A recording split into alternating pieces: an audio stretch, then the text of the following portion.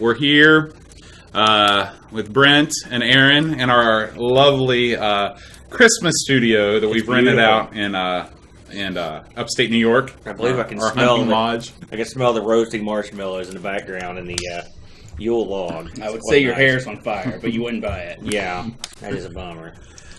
So what's going on, guys? Just busy holiday season. Yes, Busy holiday season. It is busy. Talk about it amongst yourselves as I go get our notes. Talk amongst yourselves.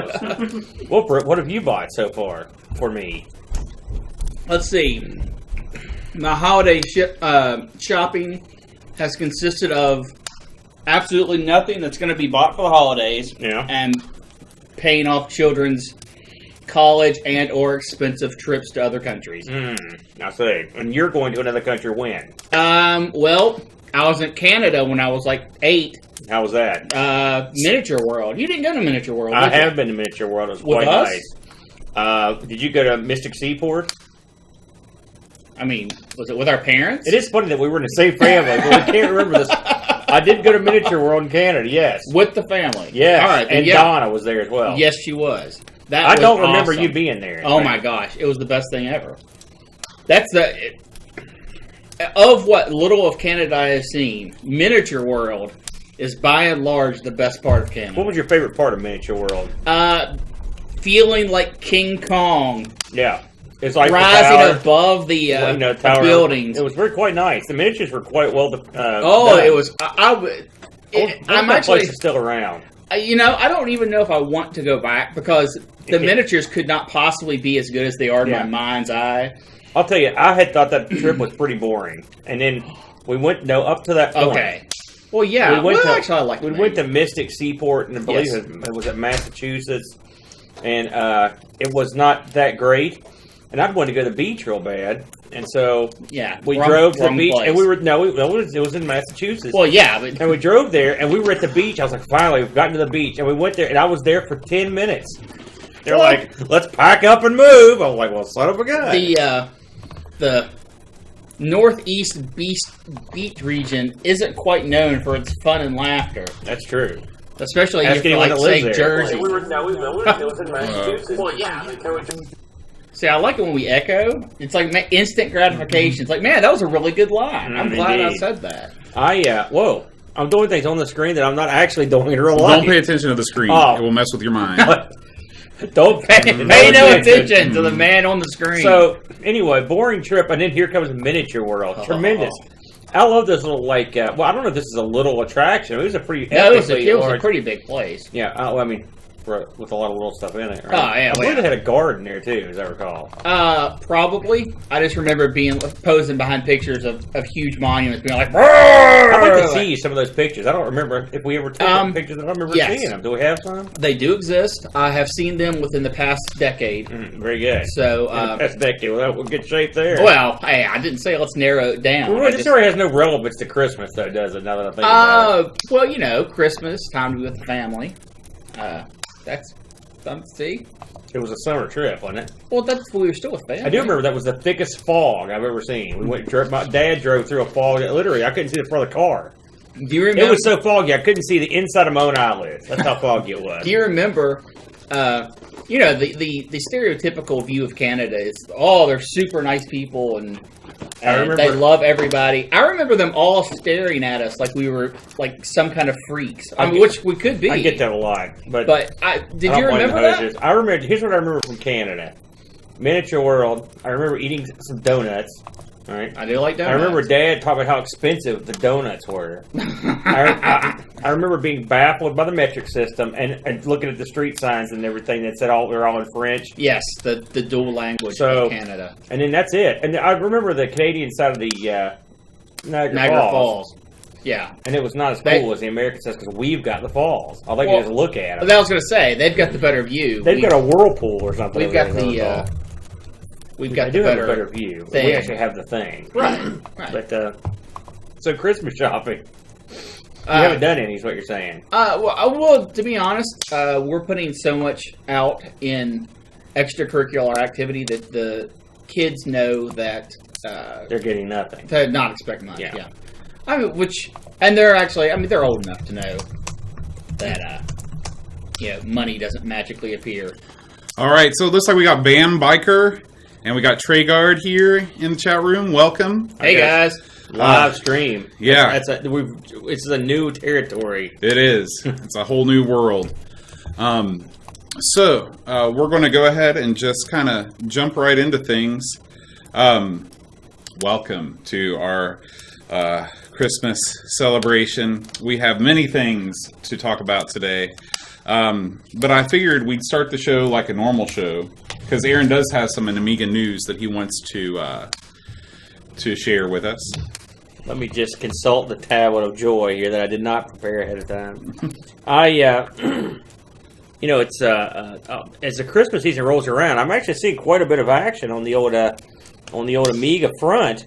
Maybe people are angling for some gifts or something. The site's been hopping, and we have gotten a lot of action on there. Let me just cruise over here. While you're looking that up, all right.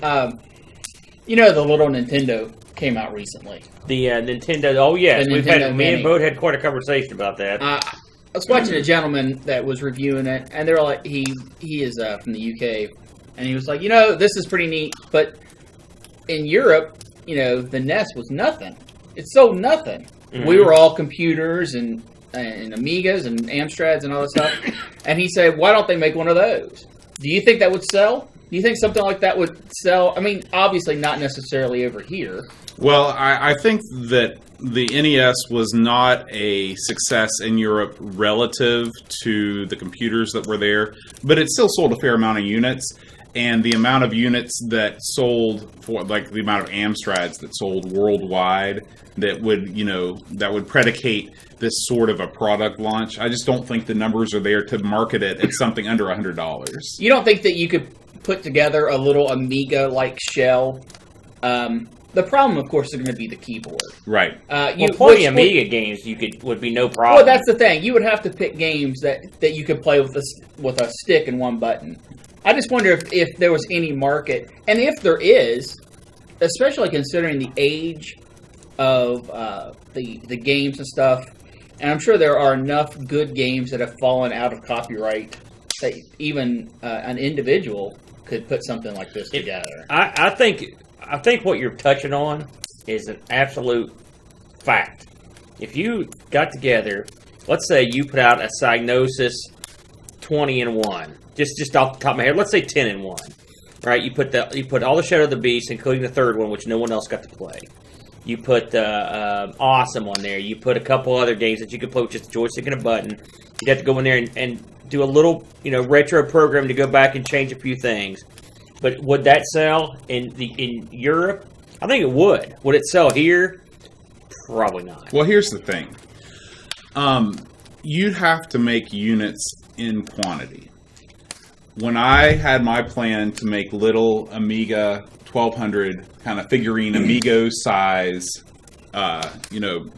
figurines, I would have to make 1,000 and sell them at $100 a piece to break even. Which would absolutely never... Right, which would never happen. So to make something as complicated as a plug-and-play device, you're going to have to sell 10 times that amount just to break even. Oh, I don't know. I think you could... Now, the quantity would be an issue. I mean, because you couldn't sell more than maybe 5,000. And here's the thing. Realistically. They didn't sell enough Amigas to stay in business when they were actually a solvent company. Right, but you're talking about an expense of 10 times the magnitude of what I'm talking about. I'm talking about something you could stick a Raspberry Pi in and accomplish. It's already been done. Well, and I think that's the thing. Why bother buying a more expensive piece of kit that does the same thing as a $35 Raspberry Pi? Well, yeah, but you were all for the NES. I knew that was I'm arguing the other side tonight. I've switched. You think I'm going to buy that? Is this my Christmas gift all of a sudden? You're right, it is crap. You won the argument, Aaron. Yeah, finally. No, honestly, okay, let's say I'm in the UK, all right, or I'm in Europe, all right. I put together like a Gremlin pack, another one that would sell. Okay, I'm just thinking, or if you took the top 10 games for the Amiga that you could finagle with a joystick and one button. Jack Specifics behind it or somebody like that, okay? It'd be emulation. You could absolutely sell a bundle, and you could absolutely make money if you wanted to put the R&D in it. And the hard thing would be, the hardware would be no problem. It would be no problem. You could, any amateur could put this together. Like, I could put one together. I could put together a joystick and the emulation and everything. Personally, I could make one for probably $20, right? Without any problem. I don't believe that. Okay, we'll talk about that later. You just mean a board. No, I could have a joystick and with a thing under it. I'll built into one unit and play any Amiga game I wanted to a certain degree. Well, that was now. Here's the caveat. Oh, okay. It has to be. It doesn't actually function or exist in real life. No, that's not true.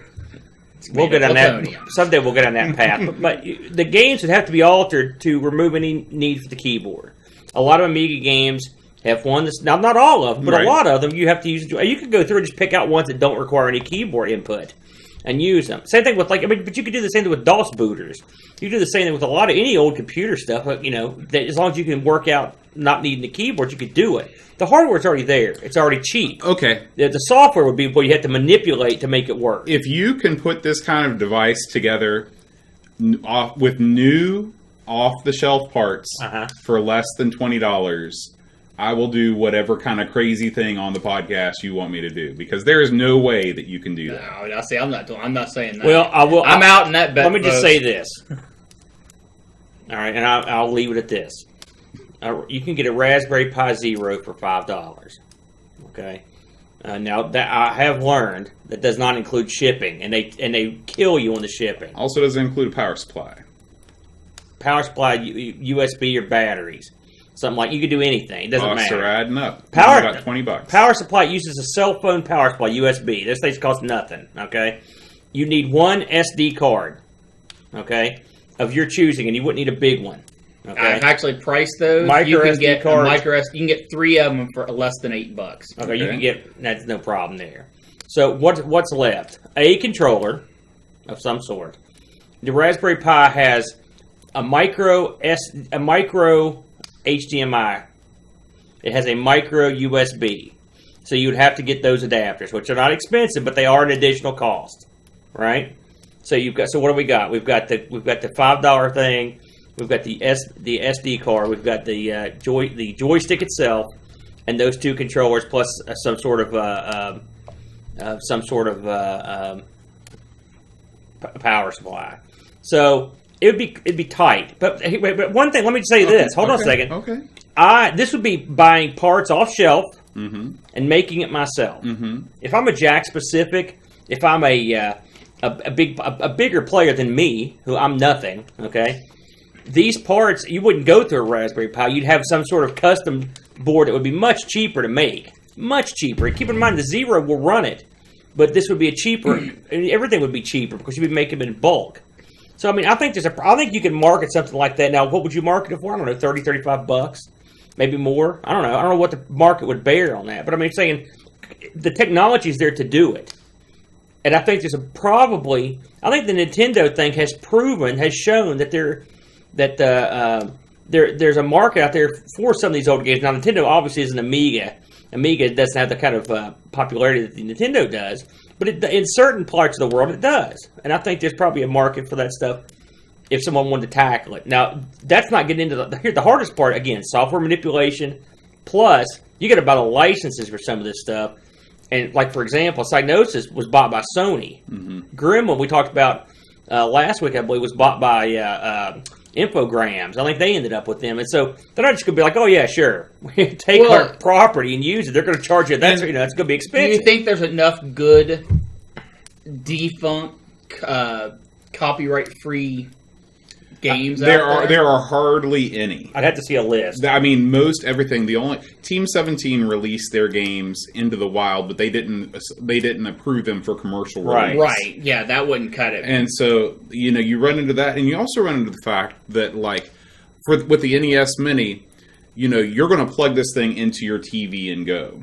Most of the time when you had an Amiga, if you were a kid or a grown-up or whatever, you weren't plugging it into your TV, you were plugging it into a monitor. You already had a PC-like experience using the Amiga, which you replicate exactly by using your current day PC. You know, if you buy a game on Steam like Wings Remastered or the Cinema War Collection on Steam, you load it up with the mouse and the keyboard just like you did on your Amiga. You're not getting enough of a unique experience. That's true. I was actually, what I was picturing, and you guys really went down a way different, more complicated path. We'll do that.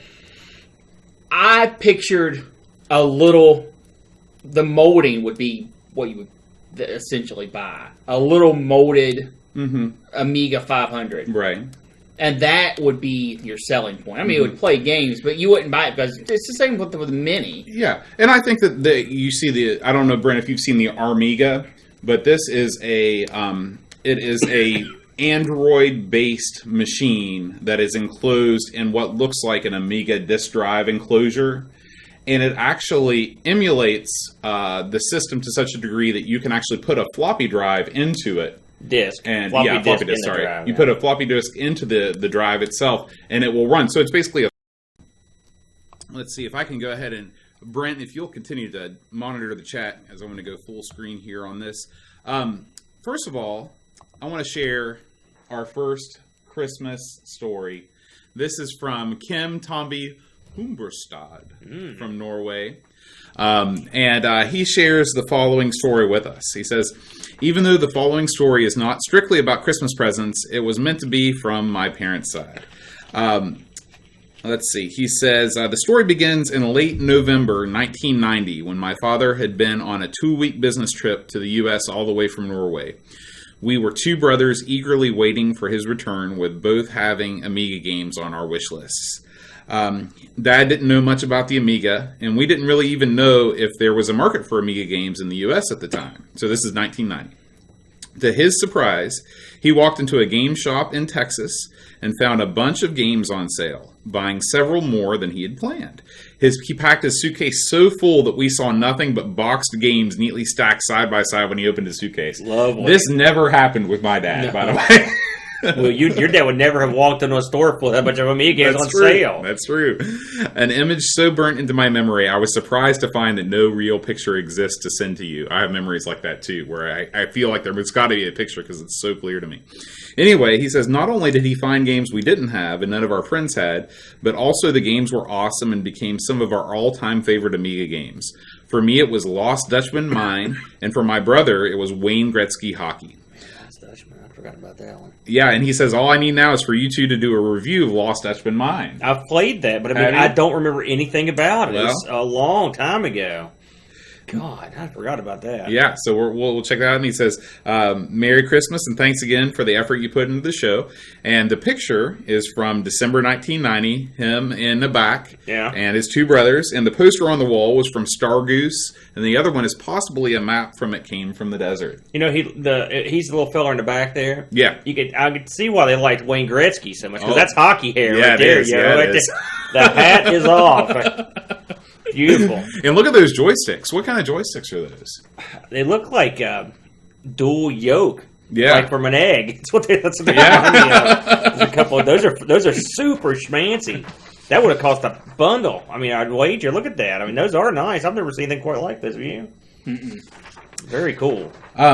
Next, we've got Dreamcatcher. So Dreamcatcher, this is merry old England, all right, back in the early 90s, late 80s, early 90s. And Dreamcatcher is seated with the dog, and that's his older brother. So the dog's his older brother? The dog's his older brother. Wow. And he didn't really have a gaming-related story, but he did send a whole bunch of pictures. And so I'm always interested to see what Christmas looks like in other countries. And but you've got your news of the world there on the table. And who's the 2-man DJ band that did the soundtrack for Tron? Daft Punk? He looks like one of those guys. Where's the other one at? You know, maybe the brother of the dog is the other guy. That's true. So Dreamcatcher, thank you. I love that scene right there, by the way. Oh, that takes me back to just the shag carpet and the curtains, and hanging the cards on the wall. Mm-hmm. Very nice. I love it. Yeah. We didn't care much about safety hazards back in those days. Nope. Let's see. Our next story Actually, you know what? Let's take a break from the stories and let's play our first game. Are you guys ready? No. Okay. Yes. All right. We're going to play a game? We're going to play The Price is Right. Okay. I can't help to know. Wow. The price is right, very dark right now. Well, that's because I'm going to uncover our first item. So this is an Amiga 600. Okay. And this came from a catalog, I think, and this is, Chris Folds did this, and I think that he said, oh boy, I didn't put this on the notes. I think he said that this came from a 1992 catalog. Okay. So it is 92. Yeah. All right. Okay. It's your guys' job, and mine too, because I can't remember any of these prices, to try and determine how much these cost back in the day. Is this in dollars or pounds? Well, I looked up the exchange rate, and it was about 2 to 1. Okay, so I'm gonna go in dollars. Yeah. So wow, 2 to 1. It was a lot worse. 2 to 1 back then. Back then. Yeah. Okay, I'm gonna guess. Actually, it says 92. You said. Mm-hmm. I'm going to put that one in at, let's say, $349, and the hard drive version would be an even $500. Okay, so $349 divided by 2 is what, 175?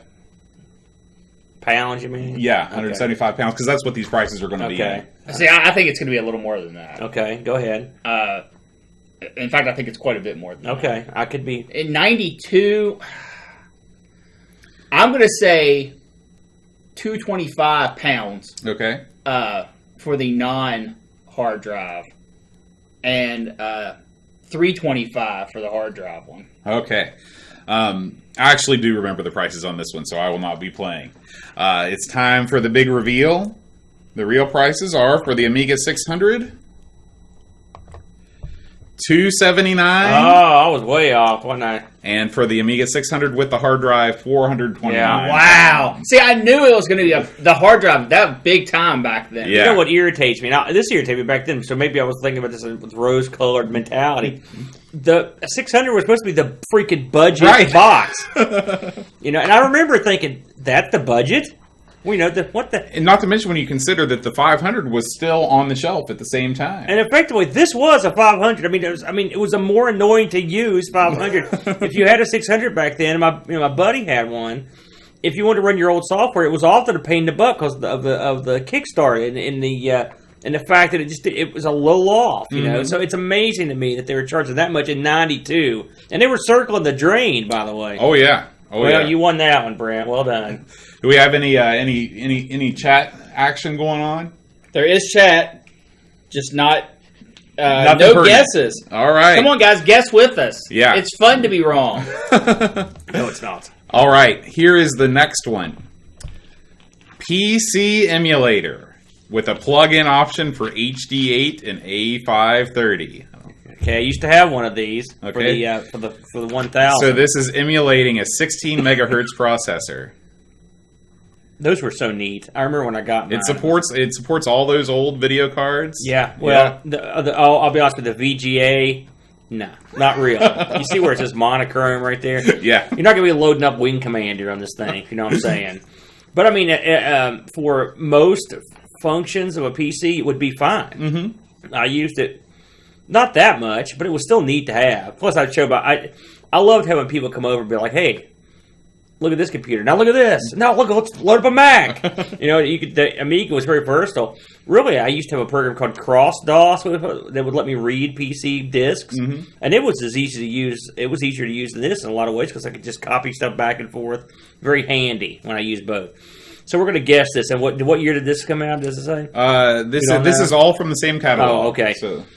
Well, this is for the 5. This is the for the sidecar here. This isn't the same kind I used to have. I got mine pretty cheap, but I would wait till this was probably going to be a little more expensive. I'm going to say this is. Let me see here. Let's go with 80 pounds. All right, Brent, do you have a guess on the PC emulator? Are you going to guess as well? Yeah, I'm going to guess because I can't remember. All right, you go ahead and guess. I'm going to go higher. I'm going to say 200 pounds. Holy 200 smokes. pounds. What about you? I am going to guess $199. Ooh, I'm going to $1 my, the classic, but I'm Price is doing it Right the move. wrong I was way. going to say, you screwed yourself unless you're perfect. Okay, here we go. The answer is... Speaking of perfection, good job, Brent. it says it in the small text. Oh, well. Oh, Brent cheated. What a punk. Yeah. I mean, that's really expensive for that, in my opinion. Well, if you paid $479 for your A600, of course, this can't even connect to an A600. You know, the funny thing is, I mean, this stuff was expensive. I remember seeing this in the magazines. Like, who can afford this? Right. Who can afford it? But you're sold on this promise that this is like having an Amiga and a PC in one box. Of course, it might not have delivered on that. But... It delivered on it to an extent. I mean, it was because it's a separate card. I mean, so it was pretty good. It was pretty good. Yeah, but not for gaming. It was no good for that. Okay. Did you own one of those? Me? Yeah. Yeah, I used to own one. I do not remember it. I had it in the 1000. Yeah. Oh, all right. There we go. The Miracle video keyboard. I don't know why I said video keyboard. It's just the Miracle keyboard. Now these came up for more than just yeah. the Amiga, this was for I remember the Super Nintendo had one of these. It was Miracle the ones that made it. Yeah, that's what I thought. It's quite an expensive accessory to collect these days. There's not a whole lot of these kicking around. Yeah. I bet there were more sold for the Amiga than for the Probably Super Nintendo. So. Yeah. So this is basically a MIDI keyboard that has some software with it, and doubles as a synthesizer, and it professed to teach you how to play piano. So, what do you think? And this came with software as well. Yeah. This one, if there's a price listed, I can't see it. So All right. I'm at a disadvantage by not. I'm gonna think of what I think it's worth, and I'm gonna double it. So I'm gonna look at it here. I'm gonna say $500 American. Okay, so that's 250 pounds. 50 pounds. Okay. I no way. I know music stuff usually demands a higher dollar, but does this have a date on it? Do we have a date? This is all 92. Catalog, yeah. Oh, okay. No, I'm going to say much, much cheaper. I'm going to say 99 pounds. I'm going to agree. I'm going to go. I'll go one more. 100 pounds. Oh, he's trying to reverse screw me. All right, and the answer is... Oh, yeah, there it is. 299 pounds. Bam! Wow. 299 Finally, pounds. I'm on the board. Less VAT. So that's another, 25% or whatever Here's the thing. VAT is. So. This is a full keyboard, guys. Mm-hmm. I bet the keyboard would... I mean, this is the 90s, too. Yeah. It's early 90s. Those keyboards were expensive. That's true. You were right. You All were right, right I got on with that one one. finally. Yeah. All right. I think we're getting to the last... No, we still got a couple more. All right. I tell you what. Why don't we take a break from this and read another story? Beautiful. All right. So we're going to go to Will Williams. And Will has coded that thing right there. Happy Holidays from countyvirtualsheep.com, his site. Very awesome. Nice.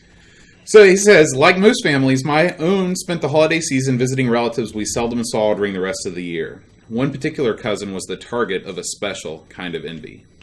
While I had friends with Atari 2600s or some variant of non-mainstream 8-bit machine, my cousin was always the owner of cutting-edge tech. One year it was a Breadbox C64, and not with the tape recorder that most in the UK and Australia had, but with a 5 1/4-inch drive. Another year, it was an Amiga 500. This guy just didn't have game machines, but he had real computers, machines that made things. Fast forward 4 years, and the family had moved to the UK, and the rule of the 8-bit was in the sunset years. It's the end of the 8-bit years. Finally, for Christmas, I received my first computer, a C64C, albeit with only a tape drive. To my parents' worst fears, I was engrossed in the digital worlds of 8-bit games. However, my ambitions of developing anything that glowed back at me in all its potential phosphorus glory, were still alive. Very nice. Well written, sir. Yeah. So, thank you, Will, and happy holidays to you out in Colorado. Thank you for submitting this lovely little demo and story. Yes, thanks. I want to play one more time. I like it. Okay. So, that's a C64. Yeah, he coded that on a C64. Happy holidays. I like the little dance it does. Yeah. See, that's my quality coding. When I actually had a little bit of a clue. When was that? It was a long time. Yeah. I don't think you were there for that. No. All right, it is time for our first giveaway. Oh, snap. Okay. Okay. What are we giving away? So, actually, no. I take it back. It's not time? It's time to open our first package. Okay. Oh, Okay. mail time. Oh. So, this came from Chris Foltz, Oh, boy. way over, and where does he live? He's doing it all. Does he live in Lincolnshire or something like that? He's I stuck think in so. Lincolnshire. All right. Was that a day in the life? Sort of. It sounded just like it. I was trying to sing for a second there. I remembered how you sounded, and I shut the hell up. Hey. All right, we got another lovely bit of chocolate. Oh, boy. Let's switch to close-up cam here. Close-up cam on. Dairy Milk Snow Bites. Oh, no. Cadbury's famous. It appears that John has went into the other room, away from the fire, to go to close-up cam. You know what? Let's fix that real Don't. quick. And the stream came tumbling down. This has never gone south before. Yeah, you're right. I shouldn't mess with the stream. Yeah. Okay. Don't poke the bear boat. Dairy milk. Now, we love Cadbury. I do. I love really any chocolate, but Okay. I'm just glad that the milk is rat or better. Now check this out. This is a very special It didn't say piece. that. This is a Commodore A1200 badge. Oh, look at boy. that. Yeah, isn't that nice? Nice and shiny. Oh, that's awesome. If only you had a machine to put behind that. Well, Of course, I've got my own. I plan on just like branding that into my forehead. put that up on close-up cam On Still Store Cambot. Okay. so that they can. So this came from Matteo Procio Technologies. Free advertisement. Yep. There we go. We Okay. like people that like people. We'll open these. Now we've got an Amiga demo collection, 2 CD sets. Awesome. Oh, So we will definitely be popping this into the old computer, seeing what. And it's a, it's been a long time since I put a CD in my CD drive. So I'm gonna check that out. Thank you for that. Lovely. The gifts just keep on coming. We have some awesome Retro Fusion Books badges. This looks like just kind of different. The Fantasy Art of Oliver Trey. Oh, Some badges there. we don't need no stinking badges. Right. but we do. And of course, we've got some more Snow Bites. Dude, your snow bites, good stuff. They're good, yeah. My goodness. Yeah, I like them. These are neat. Dairy Milk Snowman. Vanilla What's those Mousse. badges? You know you're in trouble when you get one of these and it doesn't say dairy milk. It says some other milk. Right. You know, like shotgun milk, worm milk. One more Dairy Milk Snowman Neat. from Chris. Yeah, And whoa. finally, the piece, Oh, I the see piece de it. resistance. We have Fantastic World Dizzy for the ZX Spectrum. Oh boy! Finally, a real cartridge to put on that thing. Not a real cartridge, a real cassette. That's what I mean. So Is that like it's- legit and true? Yeah, it's legit and true. So that is, and then I do happen to have a tape deck as well. the J card here.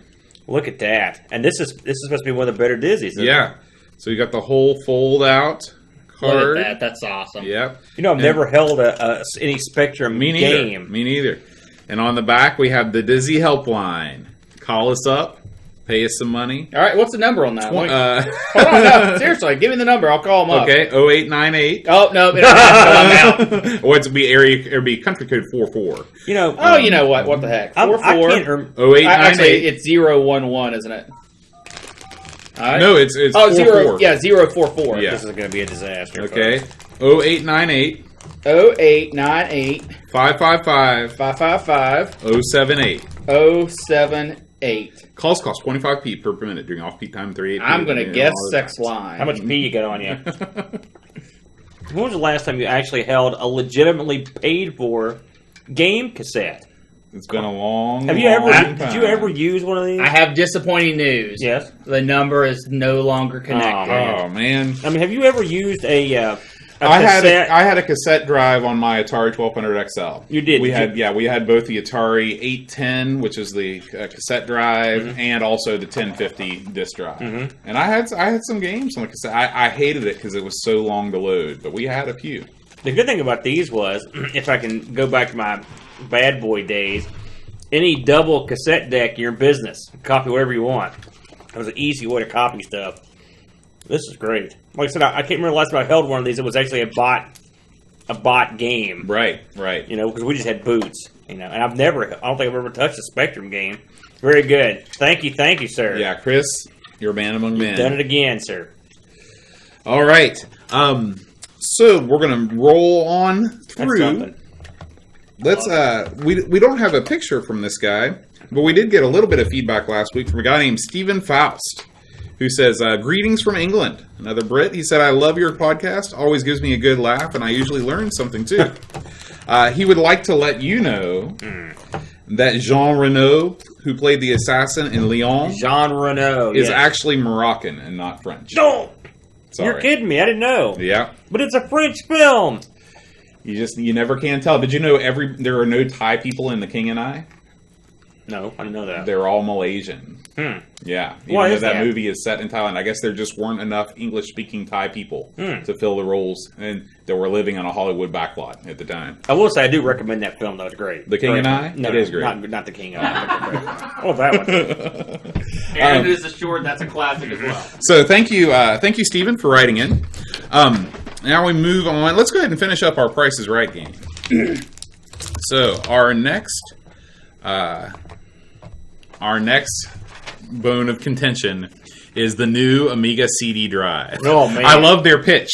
For more information, buy one.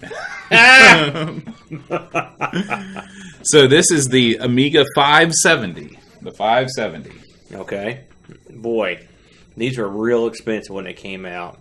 And this is just the drive, no sort of interface. As far as I can tell from this ad. I'm going to go.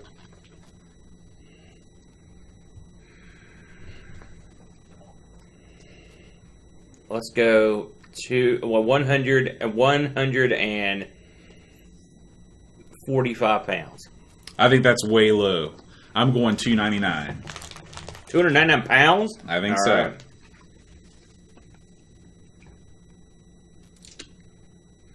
I think you're way high. I'm going to say 175 pounds. All right. What did you say? 135. Okay.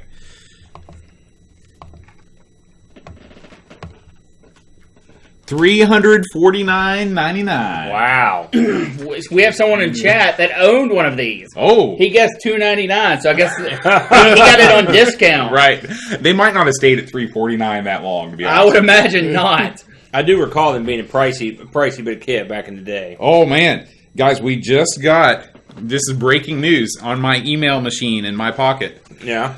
Breaking... What you call it? Breaking news from Adam B., who I can only assume is Adam Battersby. And he says, hope it's not too late to submit a story, but it's been a hectic week over here in Manchester, England. Also home of Dreamcatcher. Beautiful. I wonder if they hang out. I hope You so. should. If you don't. Yeah. I remember getting my first Amiga at the age of 9 for Christmas 1991, so I suppose reasonably late in the Amiga's life. It was badged as an Amiga 500 Plus, however, it had a Kickstart 1.3 ROM and 1 meg chip RAM. I'm not sure what the is that not normal for an A500? Does the Plus usually come with 2? Maybe that. He's better off with the 1. Yeah. 1.3, you're better off. Oh, I should have read the next sentence. Recently, I've been told that the A500 Plus usually had a later Kickstart, like you said. 2.04 yeah, but had 2 meg chip RAM. So I'm not sure if I had one of those repackaged A500s, probably. We didn't really have a lot of money, so most of the games I had to play came from a friend at my dad's workplace. Yep. We Good know old that story. friends. I had a friend at my dad's workplace. They set me up back in the day, too. For real. Me too. Yeah. The one experience I did have of buying an original game the few years later wasn't so great. We picked up a copy of Beneath a Steel Sky, and I lost count of how many times we had to take it back to the store. The first time, the boot disc was faulty. Then the second time, disc 2. Then the third time, the boot disc was faulty again. So, in the end, Game, which is the UK retailer, just got us to pick another game, Innocent Until Caught. Which, I don't know. Do you know that game, Innocent Until Caught? No, never heard of that one. Boy, talk about a step down. Yeah. So that wasn't the best Christmas experience. No. We didn't really upgrade the Amiga. However, I did get a very loud dot matrix printer for Christmas 1992. They're all loud. Which came in handy for schoolwork, and then an external floppy for Christmas 1993. Oh, yeah, those are great. Truth be told, I think my parents were sick of the continuous clunking sound as my bedroom was directly above the living room where they would sit. Christmases were great at our house, as most of the adults would sit zonked out after dinner and wine, watching my sister and I play Lemmings and then some trippy Amiga demos. Virtuality, real empathy was always a favorite. Yes. Sadly, I don't have any photos from back in the day, just the memories. Anyways, thanks for running the podcast. I've loved listening to it at work to brighten up what is a very dull job. Keep up the good work. Oh, that's nice. So thank you, Adam. He did confirm that on the plus a 2.04. Yeah, bam. See, this is what's great about having chat. We got instant fact checking. I love it. We need these people people. I need them every facet of my life. They might need to be doing the podcast. I'm not gonna lie to you. Here's a fact, by the way. These snow bites are tremendous. I endorse these Dairy Milk snow bites. These are great. All right. Next up, let's go. Our final screen from The Price is Right. So this is the #1 monitor for the Amiga, the Philips 833 Mark II. This is going to cost you. Is that a multi-sync monitor right there? I don't believe it says, but it asks the very pertinent question, can you handle it? Can you handle it? Free good game. 14-inch color monitor. That is a free good game. That's a great game. Yeah. Get that one thrown in. And a day... Oh, and you can also also win... Lotus Turbo Challenge, too. Yeah, and you can also win a day at the Grand Prix and 40 remote control Ferrari Testarossa cars. What would you... By the way, I do like up in the corner of this ad. It says, the #1 model for Amiga, and in tiny little letters it says, and Atari ST. Very little billing for the Atari. This is an official UK product. I'm curious to know what the standard was to say, what makes an official UK product. Because Philips is definitely not a UK company. Okay. Now, just a little backstory. When I lived in Lexington, and I bought a 15-inch PC monitor, VGA, right? And I paid, this would have been, 96, 97, something, and I paid $500 dues for that thing, $500 US. So, and that was in 97.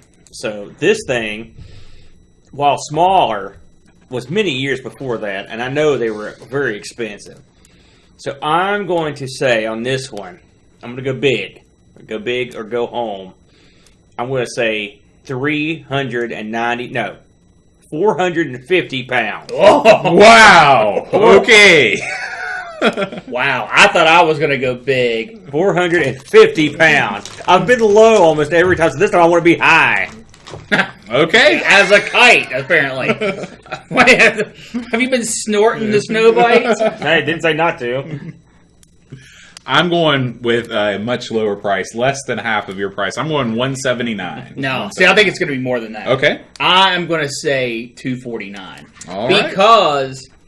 Because if you're getting a game of that caliber for free, they have to pay for They have all to build of the those. cost of that in there. So, plus, that ad wasn't cheap, pal. Yeah, that's true. All right. Full color. The chat is all over the place. $299 the high, $129 the low. There's no one with me up at the $400. There's not. 400. All right. Well, $199. Wow! All right. I call that a win. I don't. I can't believe that is so much cheaper than than some of the other things we've seen. That's baffling to me. Well, what do I know? Aaron, you're getting called out. You think you put it more than the A600. That's true. That's true. So In 1997, I got screwed. Apparently. My CRT monitor cost $14,000. I mortgaged my house. I drank a lot of bourbon in '97. I'll be honest with you. Have you guys ever purchased a monitor separately? I mean, we're talking about like classic computing days, like in the '90s. Did you guys ever purchase a monitor separately from your computer? Oh yeah, yeah. I just told you. Yeah. Oh yeah, I had several. I've never purchased a computer with a monitor. No. Have you? Mm-mm. See, both of my, in my younger days.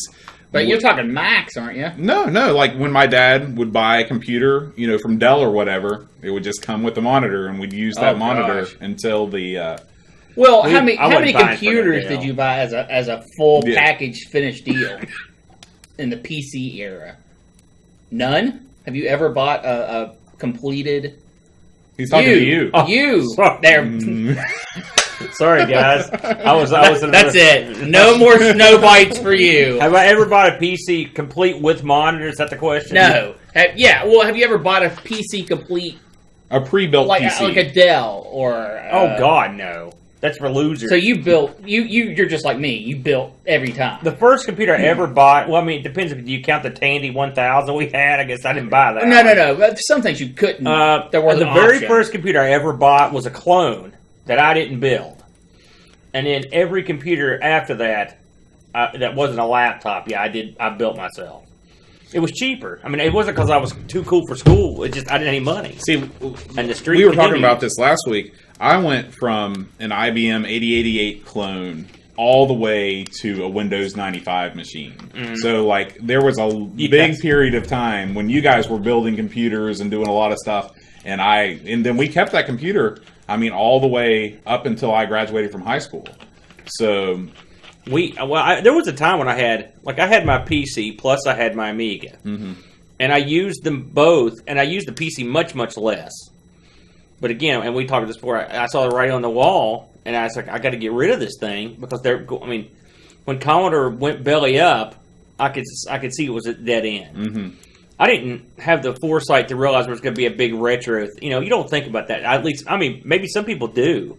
I do now, but at the time I was like, out with the old, in with the new. Right. That's all there is to it. I did the same thing when I sold the Coco, So, in retrospect, well, it's funny. The second I sold that thing, I started angling to get another one. It seemed like, I wasn't got out of the house. I bet it wasn't a month.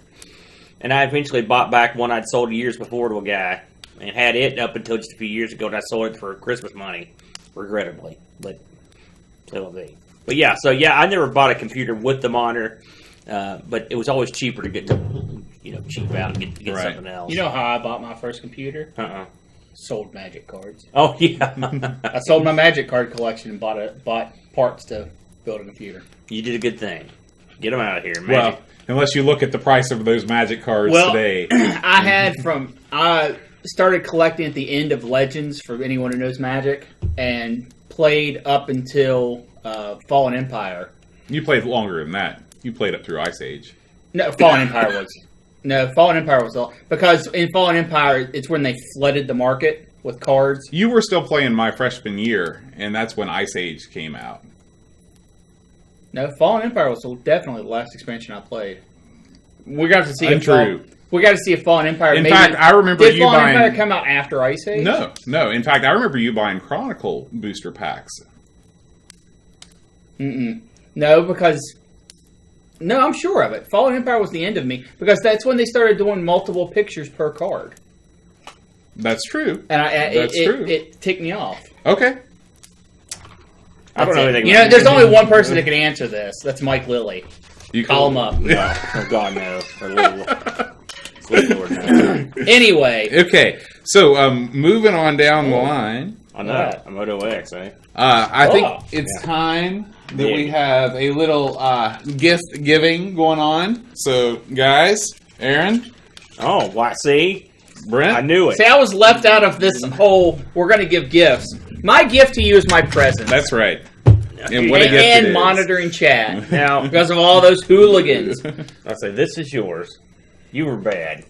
Sweet. Now, Boat, I get you some candy, and there's something underneath there. All right. Let me put this up. Thank you, Boat. I was going to not bring anything until next week's actual Boat Christmas party, but I had a feeling you'd try to pull one of your classic fast ones on me. So we've got some real milk chocolate in a Santa box.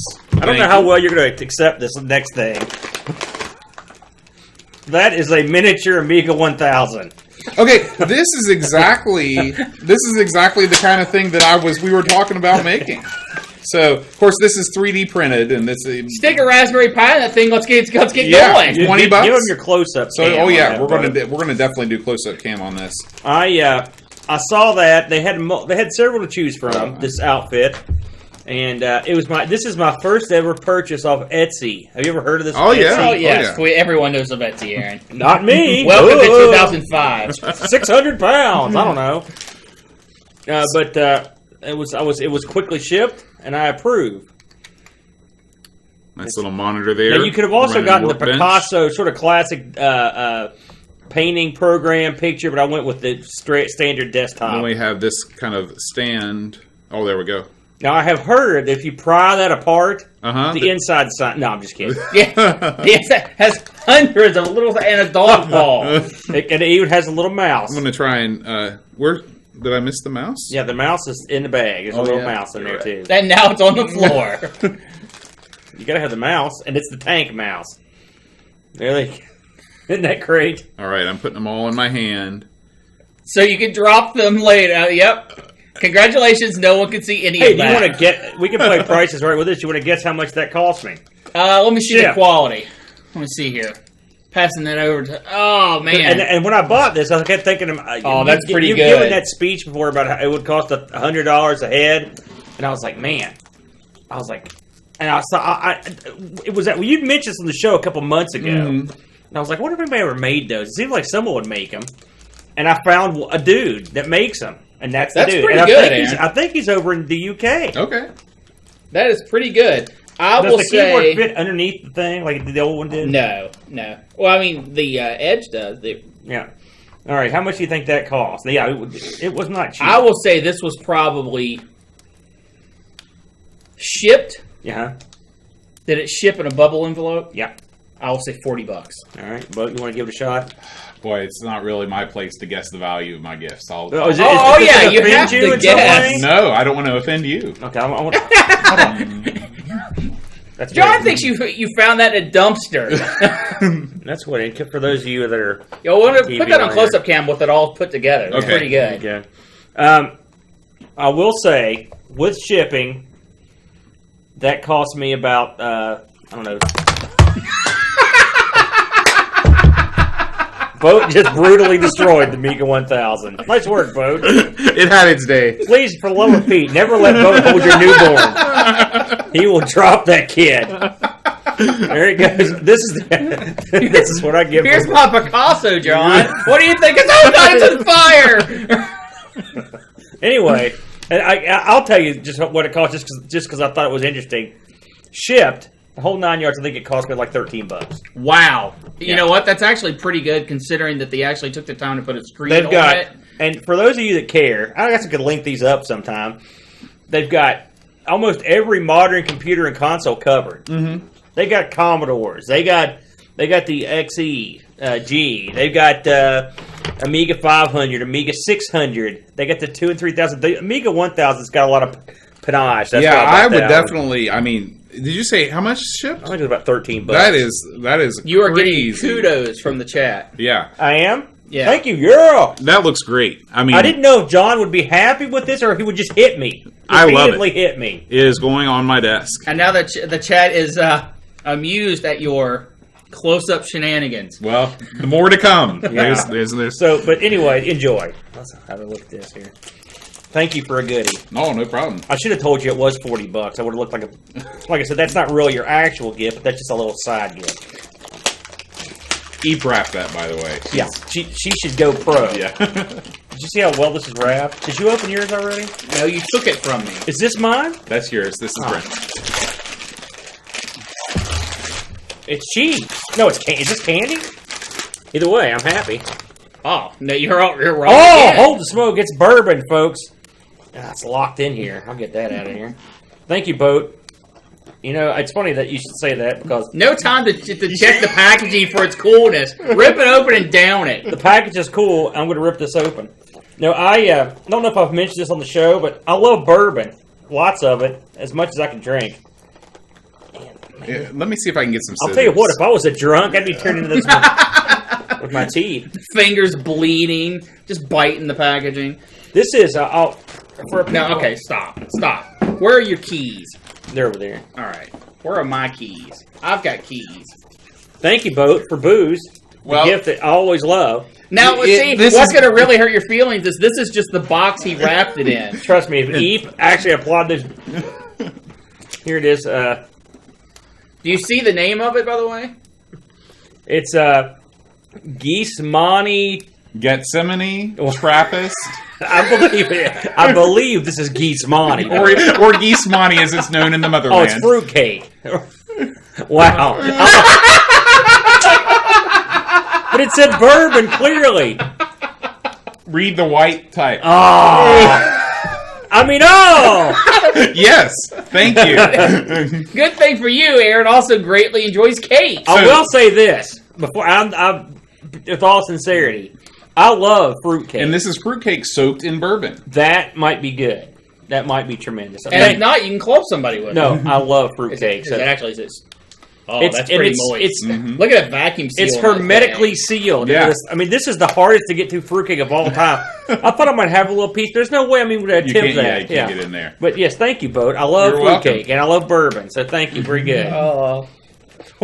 You just love that, don't you? Chat's just catching up. It's good stuff. Yeah. Thanks, Boat. All right, Brent. Me. All right, I'll open Aaron's first. You get what you deserve. A bag of coal. A lovely bag of coal, which I will probably eat later. Candy coal for those. Ooh, actually, I just got you candy. Sorry. And candy. Look, the bag matches the box. Well, there you go. Penguins on both sides. Wrapped little Santa heads. Next time, that's disturbing. Next time you won't take my pizza. What? You don't get a little computer. You get nothing. Aha! We're almost high enough that we can... Wait a minute. A few more gifts and we'll build our way up to visibility. There we go. Now, this is shaped and sized exactly like a videotape. So I'm going to go on the limb and say it's a videotape. Oh, my goodness. I'm telling you, Eve, she's... Yeah, Fort Knox, it needs to be wrapped. And not only is the wrap good, but it's tight on there. It's unbelievably tight. What we got here? Looks like you got something from Gethsemane. It's more Kentucky bourbon. He gave me the booze. What did your pull that? Well, here you go.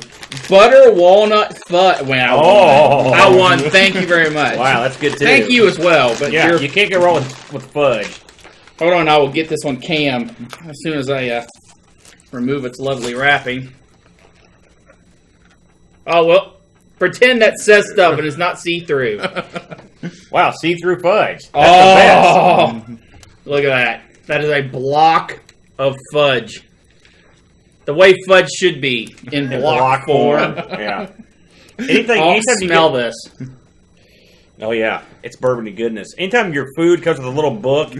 You know it's high quality. Now, chat, I know that you obviously can't smell the fudge. But come on, try. If you want to picture this with me, go get some bourbon. And then smell it while you're smelling some buttered walnuts. Go get some bourbon. Oh my gosh. And the rest stuff. Something tells me that'd be the end of listening to the show. Step one, get bourbon. Show's over. So, I don't know. I think booze would probably make us more entertaining. Let's set the Amiga. Can we set the Amiga on top of it? Yeah. Yeah, that was pretty good. Here, wait. I mean, if we're going to go, let's go, right? I looked for an Amiga 500 that was broken in half, had a weird thing hanging off the back. But so far, no one has immortalized the Amigos 500, as it's come to be known. Yeah, that's actually not visible on stream at all. But we'll pretend like it is. Yeah, all right. Okay, so let's go ahead and read another story. Can I make a real quick suggestion? Sure. John, let's drop that bit rate down to 1,500. Okay. And the reason why is since you're not partnered, everyone has to stream at the bit rate you're spitting out. All right. And it's higher than some people can handle. I just dropped it to 1500. So, guys, we might blink out we've already blinked out if that was the case, but we'll be back. We're back. Maybe I should stop and restart. No. You shouldn't No. What are you crazy? Maybe I should shut the computer Why are you down. poking the bear, Boat? All right, so we're going to go ahead and go to another story here. This story comes from our friend Rob O'Hara. I got something to say about Flack after you get done here. All right. So you get the buddy picture up there. That's right. Not everyone gets to meet a legend. No, Hold I on for met just him. a I took a second. picture. Just make sure that we are still up and good. Okay. It's kind of Yep, okay, go for it. When I got my Commodore 64 in 7th grade, which was in 1985, suddenly we had a problem in our house. We only had one phone line, which my family used for normal phone calls, plus my dad used for calling BBSs on his PC. When I got a modem for my Commodore, our phone line stayed busy 24 hours a day. So for Christmas that year, my parents decided to get my sister and I our own phone line. Wow, that's pretty good. That is pretty good. My dad was trying to be sneaky and ran the line all the way to my room in early December, but instead of connecting it to a wall jack, the wire just stuck out of a hole underneath my desk. I guess he thought I wouldn't notice it, but I did. I went to Radio Shack and bought my own wall plate adapter, and my friend and I figured out how to hook up the wires. Awesome. For the entire month of December, each night after my parents went to bed, I would wire up the wall plate, run a phone line from the adapter to my modem, and then call BBSs during the night. Each morning, I would wake up early and disassemble everything and pretend like I hadn't been using it. Then, of course, on Christmas morning, I had to act totally surprised about the phone line. Merry Christmas and Happy Holidays to you guys from you guys and your family. I love it. That's awesome. If you haven't read Flack's book, Commodore, now I have not got to read his arcade book, Invading Spaces, but I really loved Commodore. Yeah, me too. It really spoke to me. Flack and me have a lot in common. Similar past. That's right. And I will say here recently, I've been playing a lot, as I've mentioned a couple weeks, I've been playing a lot more of C64 games. Because a lot of people have a pedigree that they went from the C64 to the Amiga. Mm-hmm. And I never had a C64 and never played any of the games hardly. I had some buddies. That Hose had one, my buddy Rich had one. But I really wasn't that impressed with them. And I had a Coco. I thought the Coco crushes this stuff. Mm. Now, the Coco was good at some of the things, but C64 had a more diverse library. Yeah, I've yet to see really a Coco game that crushes the upper echelon of the Dallas C64 on Coco? games. Yes, you got to understand Dallas, something. damn. You've got when it's your computer, you look at things in a different way. I know. We've talked to Wilcox about this. And there were games on the Coco that were good. So, but that much said, I'm experiencing the C64 stuff for the first time. And I've been listening to all the back episodes of Sprite Castle. Yeah. Which we talked about last week. I didn't know it was a podcast. I thought it was a video thing. And I will say, and I love it, and I'm glad Flack's back. He put up a new episode of You Don't Know Flack this week and for Thanksgiving, which is funny because it was several weeks after Thanksgiving. He noted that. But I will say, I think, and I love Sprite Castle, but it easily has the worst theme of any podcast of all. And I'll tell you why. It blew the front speaker on my work van. What? Because the part, I'm listening I listen like 4 or 5 in a row, and usually I remember, but one time I didn't remember because especially the older ones, the volume's a lot lower, not a lot, but somewhat lower. So I turn it up. And then you hear that, wah, Sprite Castle, wah. And it was so loud, I heard my speaker went, and it made this noise that no speaker should make. And I was like, what in God's name's happened? And a couple times that wah has come up, knocks me off the road. It just, I know he's like a heavy metal music guy, or he used to listen to rap, so he must have been. And I remember that the car audio system. Yeah, I remember that's exactly. Yeah. He used to have the big stereo, so he must think I'm just going to blow people away. This will wake him up with the Sprite Castle intro. I'll give you credit; it wakes you up. But I'm pretty sure I destroyed the front speaker of No one tell. Don't tell the state of Kentucky. So I wanted to talk about our newest video contributor to the site. All right. Gary Hucker. Yes. New Zealand's own. You may remember Gary from writing up some different stories about this huge haul of Amigas that he got. Unbelievable. Yeah, and I mean just like 6 Amiga 2000s. And anyway, he put his first video up of him kind of introducing his Amiga room, talk about the different machines he's got hooked up in there. And I just loved, he went beside his desk and he just had like a whole stack of like spare Amigas. Just sitting on the floor. Yeah. He also pointed out his 2XL, which I've talked to him about that privately. We both are big fans, so that was nice. But yeah, like I told him, that room reminds me of my room, except cleaner and more neatly organized. You should have brought the 2XL on the show. That would have been great. I should have. Yeah. We have a question in chat. Okay. Is this background from Paul? No, this background is from YouTube. I went online and I searched Christmas fireside background, and I downloaded it from YouTube. There you go.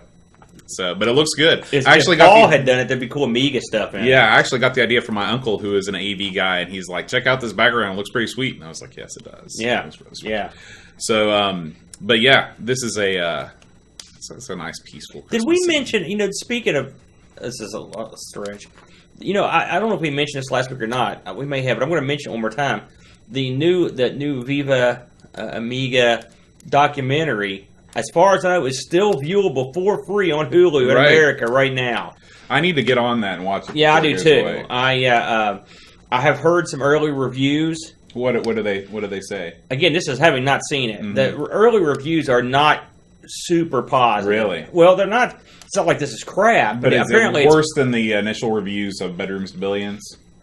This seems to be sort of a light, frothy sort of a documentary that doesn't really delve in anything too deeply. And apparently there's not a lot of cohesive gel. There's not a lot of cohesion to the work. Mm-hmm. That much said, I haven't seen it, and so I want to watch it before I give a judgment. I haven't got to see Bedrooms to Billions either, so those are both on the list. And now that I've got a little more time, I'm probably going to try to watch Viva Amiga this weekend. So yeah, but yeah, if you haven't seen that yet, I mean, heck.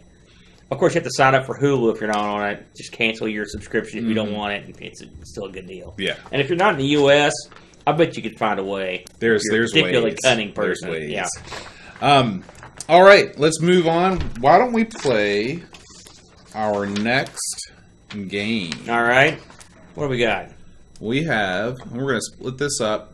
That's not. There's Dreamcatcher again. All right. Okay. So, chat. You all, I guess we're probably still on somewhat of a delay, but feel free to play along too. This is a screenshot challenge. Okay. And Dreamcatcher put this together. He looked at games that weren't necessarily Christmas games, but have a Christmas cameo or like a winter type scene. James Bond 2. Okay. That's all I got. James Bond 2, not featured on this. Too easy. Yeah. If Dreamcatcher did it, you know it's going to be impossible. So here is the first one. There are actually two games. I guess these two are from the same game, and then this one is different. I know one. I know one of them. It's the top. The top. Yes. Okay, what is? I know it. That's Lemmings. That's wrong. No. It's the he's from the nth dimension. He's Zool. The Ninja Zool or Zool. Incorrect. That game is Elfmania. Really? I thought it was Zool too. Well, the sequel to Zool. So these other things are games? Yeah, that's a pretty obscure one. It's like a covered tree covered in snow. This is a game that we reviewed just a couple weeks ago. Yeah, we'll get a hard look at that. Is that Simon the Sorcerer? It is. Simon the Sorcerer is right. correct. Okay, so we're 1 for 1. Is the one up in the corner? That's a game. Yeah, that's a game too. I think these two are both from Simon the Sorcerer. Okay. And All right, that's fair enough. Because that's a real tough one there. Yeah. Okay, here's the next one. Okay, that one looks like Populous. And then the other one looks like... Oh, boy. Gosh, that looks familiar. I don't know. I know the Populous. You're right, Populous, and that other one is Christmas Lemmings. Christmas Lemmings. Okay, I should have gotten that one, I guess, eh? I'd have known that one. Yeah. Of course, I'm just going to guess Lemmings for all of them, even though the Lemmings has already been an answer. Okay, what do we think about these? So this one up here, I kind of recognize, of course I got the answers in front of me, but I kind of recognize that art style and those pickups, those collectibles. Is that Super Frog? That is Super Frog. And then the other one here. That's really tiny, but I recognize it now. You should know this one. You've played this many a time. Gosh, I can't even see it hardly. Winter Games? That's right. You got it. You got it. Very good. That was a tough one. Okay. And you're right, the art style is all that gave away the other one. All right. Man. Now, these games I am not familiar with. I'm familiar with one of them, but not really. Not enough to know the answer. Chat's actually nailing a ton of these. Oh, okay. See what the chat thinks of these. I'm going to let the chat handle this one. So, guys, this is screenshot 7. If you just put number 7 and then put what you think the answers are, we'll talk a little bit and let you guys have a chance to. For our people listening to this on podcast, which I'm sure this is a real entertaining thing for. We're not going to describe the screenshots. We're going to talk. They're about very snowy.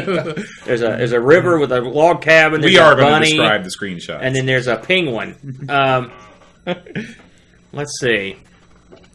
I guarantee you know none of these games. John, at some point during a break, a small request for you to go up and take a picture of your Christmas display upstairs. Oh, yeah. Share with the, It's quite nice. Okay, I'll be honest with you, Boat. These have got me befuddled. Anybody have any idea what these are? We got RoboCod, James Pond 2. Is that any of these?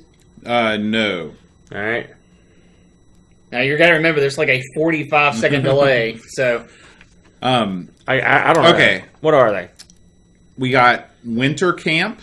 Okay, I've never heard of that. Winter Camp, never heard of it. Okay. The middle one, I assume, is a game called Magic Pockets. I've heard of that, but I've never played it. Okay.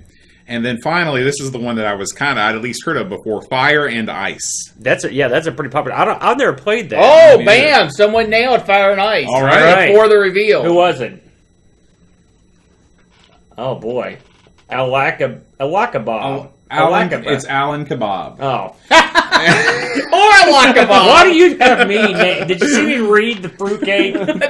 Okay, Alan, for that correct answer, you have won. Oh, Alan wins a goodie? Yep. You have won a free issue of Amiga Future. If you can send me a message on whatever thing you want to send me a message on, Amigos at AmigosPodcast.com with your address, I will send this to you. Congratulations. Amiga Good job, Future man. is yours. Send it to the actual Amiga. Don't send it to Tinfoil, because I will certainly lose it and feel bad. Yeah, Amigos at AmigosPodcast.com, or you can PM me on Twitch if that's a thing that you can do. However you want to get a hold of me. That magazine is coming to you. We'll clear out a corner of the room if you just want to teleport in, Swag. All right. That was hard. Yeah, I think this is a good way to do giveaways, though. So we got more things to give away, so keep guessing. The best way to do it is don't tell anyone you're giving stuff away until, bam, you give it away. Right. I didn't know we were giving things away. Oh, yeah, we're giving all kinds of things away. So I should just sit here and see if somebody can pick this up. Yeah, because I don't think that you might get this first on the fun side of all this, my phone has 25% battery life left. Oh, good. And then I can no longer chat.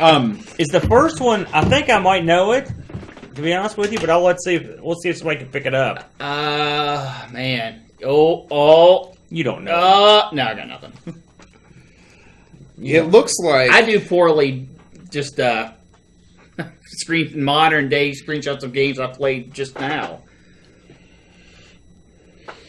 Well, for those of you listening on the podcast, we have it looks like a track with a referee and a duck in the first screenshot, and then the second screenshot, it looks like a knight, kind of like a knight from the game Castle Crashers, with sort of a building background. So, just waiting for that first chat response to come in. I'm also going to download the Twitch app on my phone so that Aaron can continue monitoring. Apparently I'm not good enough anymore.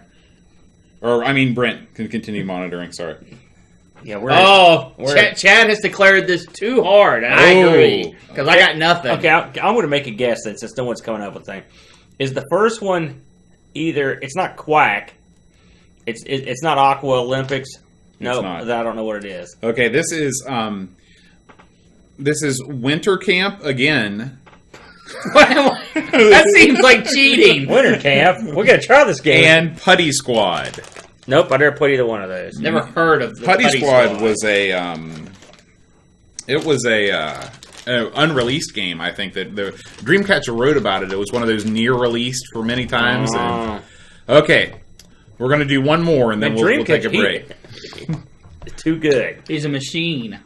Okay, so this is we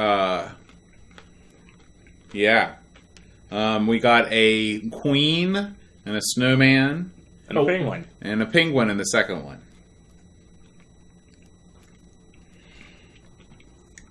You know, in a lot of trivia games and stuff, you can sort of just cheat by looking stuff on the internet. Not this one. Not It's this literally cheat proof. Man. That penguin does look familiar to me. You know what that snowman? He kind of reminds me of the Clay Fighter snowman. What was his name? Ichabod Clay. I think if you looked at a picture of Ichabod, you would say, no, never mind. That looks nothing like him. What was I thinking? Oh, God, what was I thinking? No one in chat room knows he's in her. Right? They're just guessing winter camp. Good guess. That would be a great way to end the game. The next 8 screenshots are all winter from camp. That's not right, is it? No. Okay, then no. I don't know. Okay, so we'll let that roll. If you want to put in more guesses. we have a guess of Him Doll 2. That is incorrect. Well, we'll move on with the podcast. If you want to throw out some more guesses, feel free. At this point, folks, give them just a second. No, go back for just a second. Okay. We're not above cheating here at the Amigos. Take a screenshot of that if you're really desperate to. Actually, you know what we can do? We can take this. Be careful, bud. Oh no, I got it. I got it under control. Oh, and then we're going to add this image. It's going to come crashing down, And then add folks. existing. It's over. And then screenshot 6. Okay. Bam. Unfortunately, that's the wrong continues. one. No, that's exactly the right No, one. it's the wrong one. There's no snowmen. Yeah, and also There's no Ichabod Clay. no one can see that on their best day either. Oh, no, they can probably see it, but... Remember, this is not full screen. Oh, that's right. Okay. We'll we should certainly shoot for the correct photo, though. that's true. That's true. Okay, so we'll get rid of that. This is why we should never run a network. Right? Well, normally the people that are doing this sort of thing are not the presenters. Remember this old Amiga commercial? There's like an old Amiga commercial where these girls are watching the news.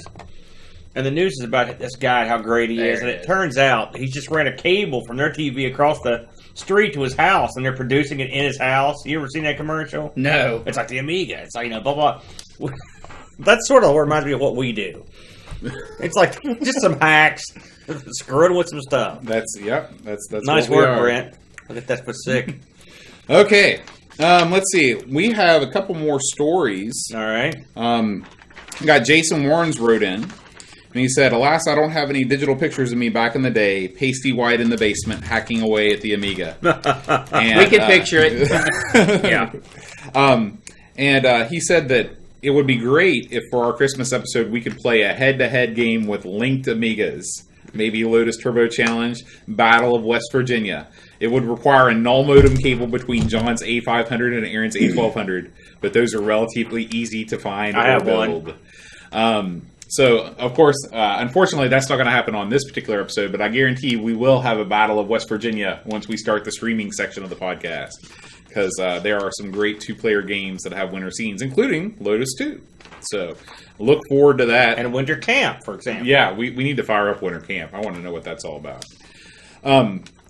So, thank you, Jason, for sending that in. Why don't we open something else? More mail time. Yeah. I'm still eating on the last batch of candy. So, when the sticker says Norge, you know it's Gorgeous George. I don't know what that means. It's hard to rhyme Norge. Gorgeous okay? George was American. You can tell John had a brilliant thing in mind, and it just dived. That's why he doesn't teach poetry right there. Strictly music. All right. You know what I just pictured in my head? Your watch You know how you could get Lara Croft and Tomb Raider to just kind of blindly dive into the head first to the rocks? Yeah. That was drawn just now. And we just heard back from Alan Kebab, who said, thanks for the giveaway prize. So, Bam. yeah. So thank you, Alan. Sorry for butchering your name. Oh, you know, Adam, it's a toughie. I'm bad names. Okay. Oh, man. This is also a chance for us to look at a great Norwegian. Remember how much fun we had with Gary Hutter's New Zealand newspaper? Can I ask you who this is from? This is from... Oh, sorry. This is from O'Brien's Retro and Oh, Vintage. O'Brien's. So we've got the stickers there. Disney stickers. Who is joining us in chat. O'Brien's, Yeah. always Hello, a O'Brien's. big supporter of the show. We love O'Brien's. I think we played all the games you sent last time, didn't we? We played every one in some capacity. Yeah. Including the awesome text adventure we did. I'll never forget that. I'll never forget that one.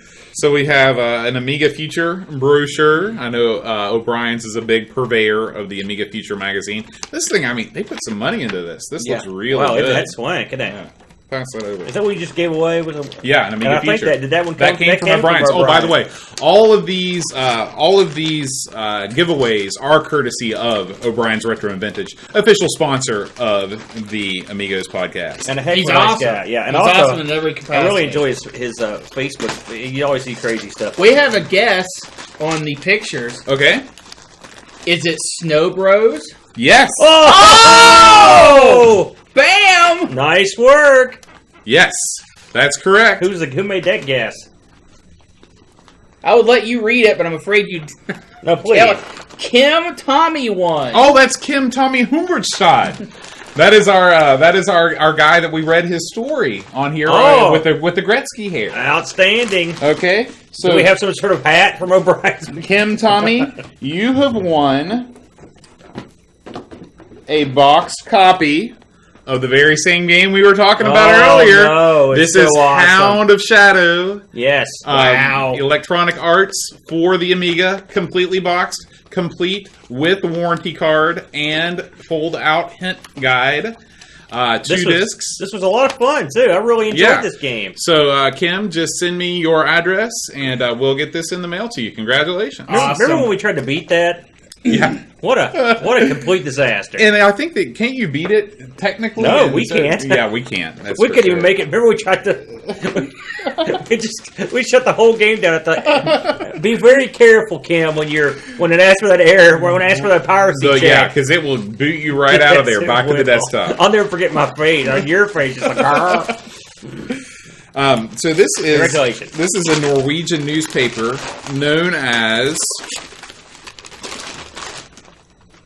Finansvism. All right, that's how that's pronounced. I was exactly. thinking it was that.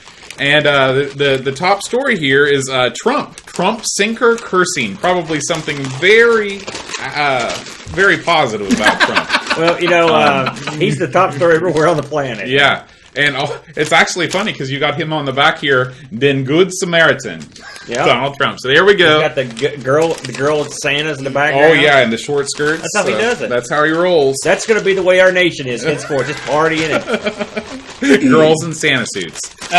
We have a quick comment here. It says, by the way, John, with your recent switch to FS-UAE.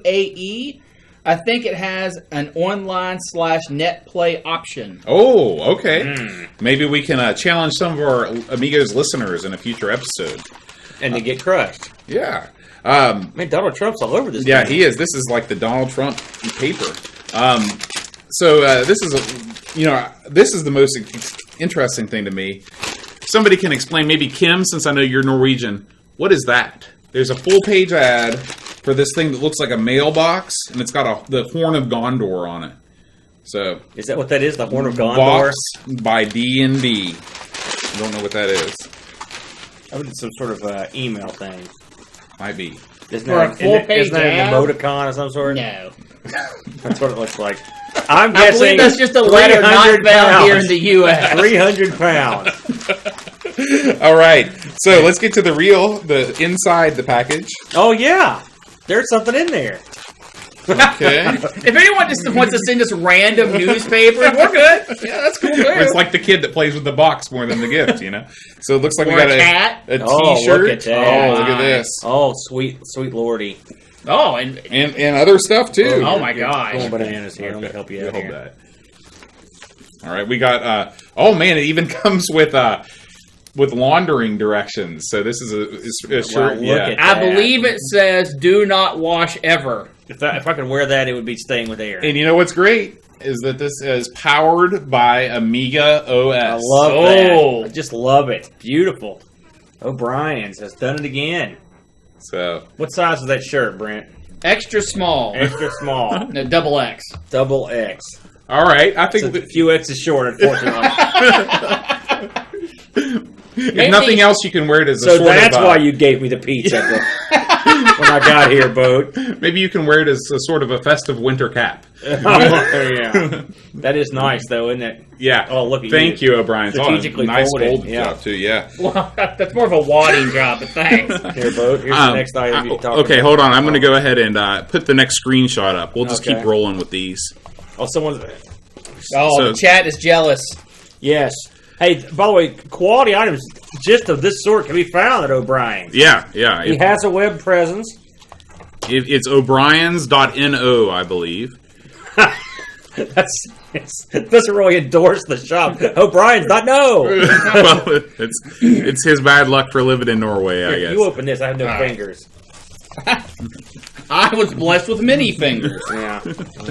All right, here is our next, and I'm sure that you guys are going to be able to get one or both of these fairly soon. So we'll have two giveaways for this one. The first for the first shot, one for the other shot. That other game was called Whiz, by the way, that nobody got.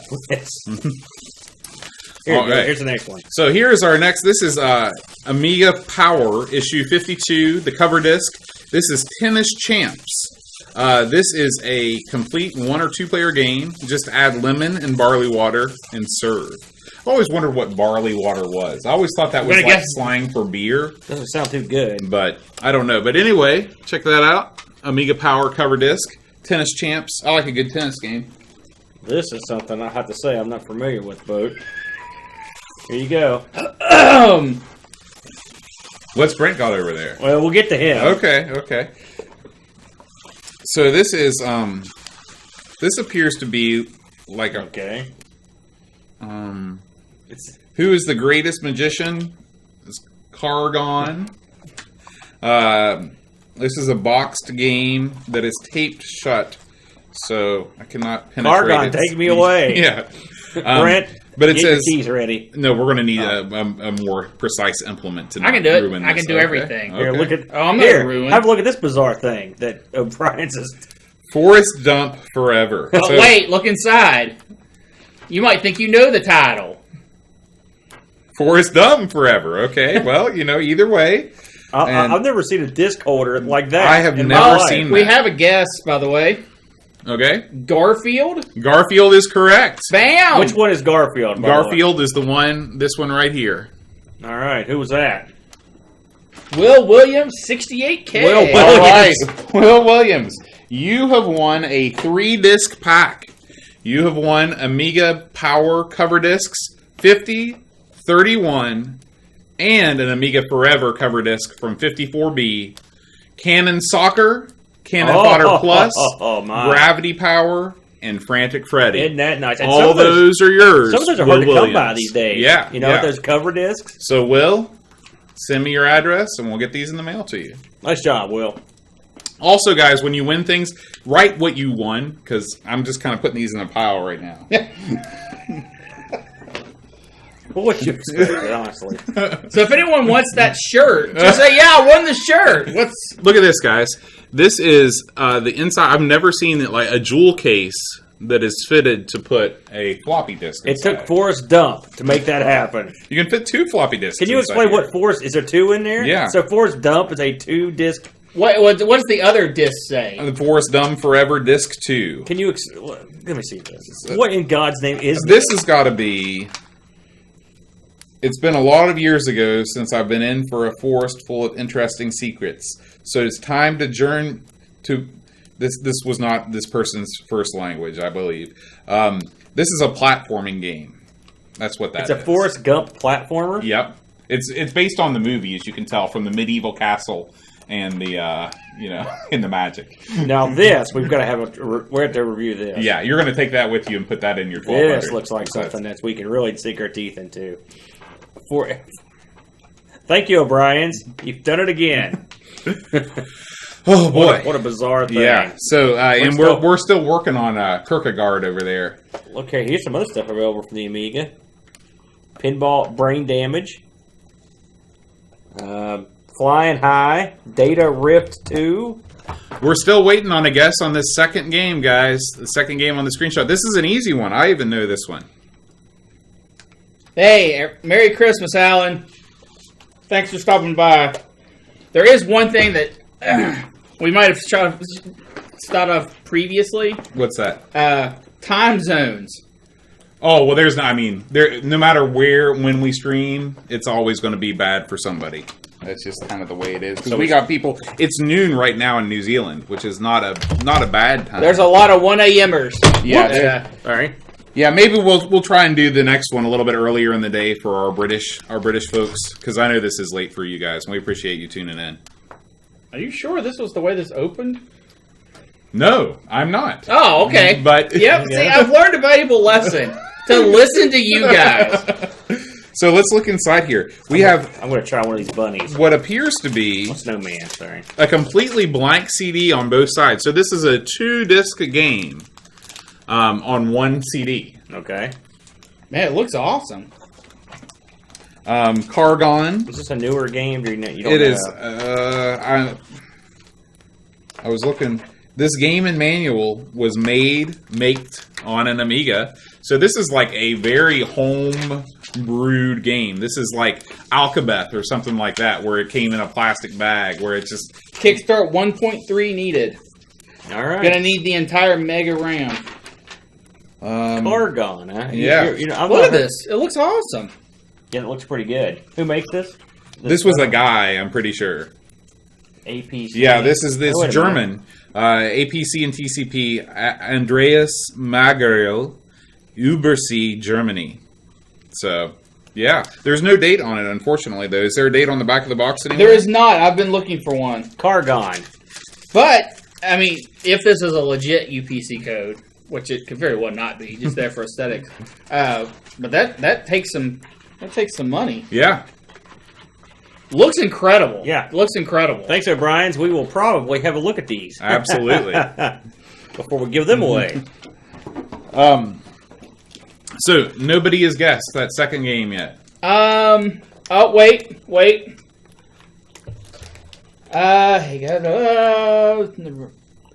other one looks like an ice version of Rick Dangerous. That's right. It's Rick Dangerous. Yep. Yeah. All right. You Kim win. Tommy won again. Kim Tommy, congratulations. That's how we save on shipping. You have won the definitive Team 17 biography. So this is actually that's false. This is a catalog of Team 17 games, but it's pretty cool. Definitive, that's for sure. Yep, it's got all their games on there. Body Blows, those other games. Your favorite. Yeah. So congratulations, Kim Tommy. You win. All right, we're putting up the next screenshot.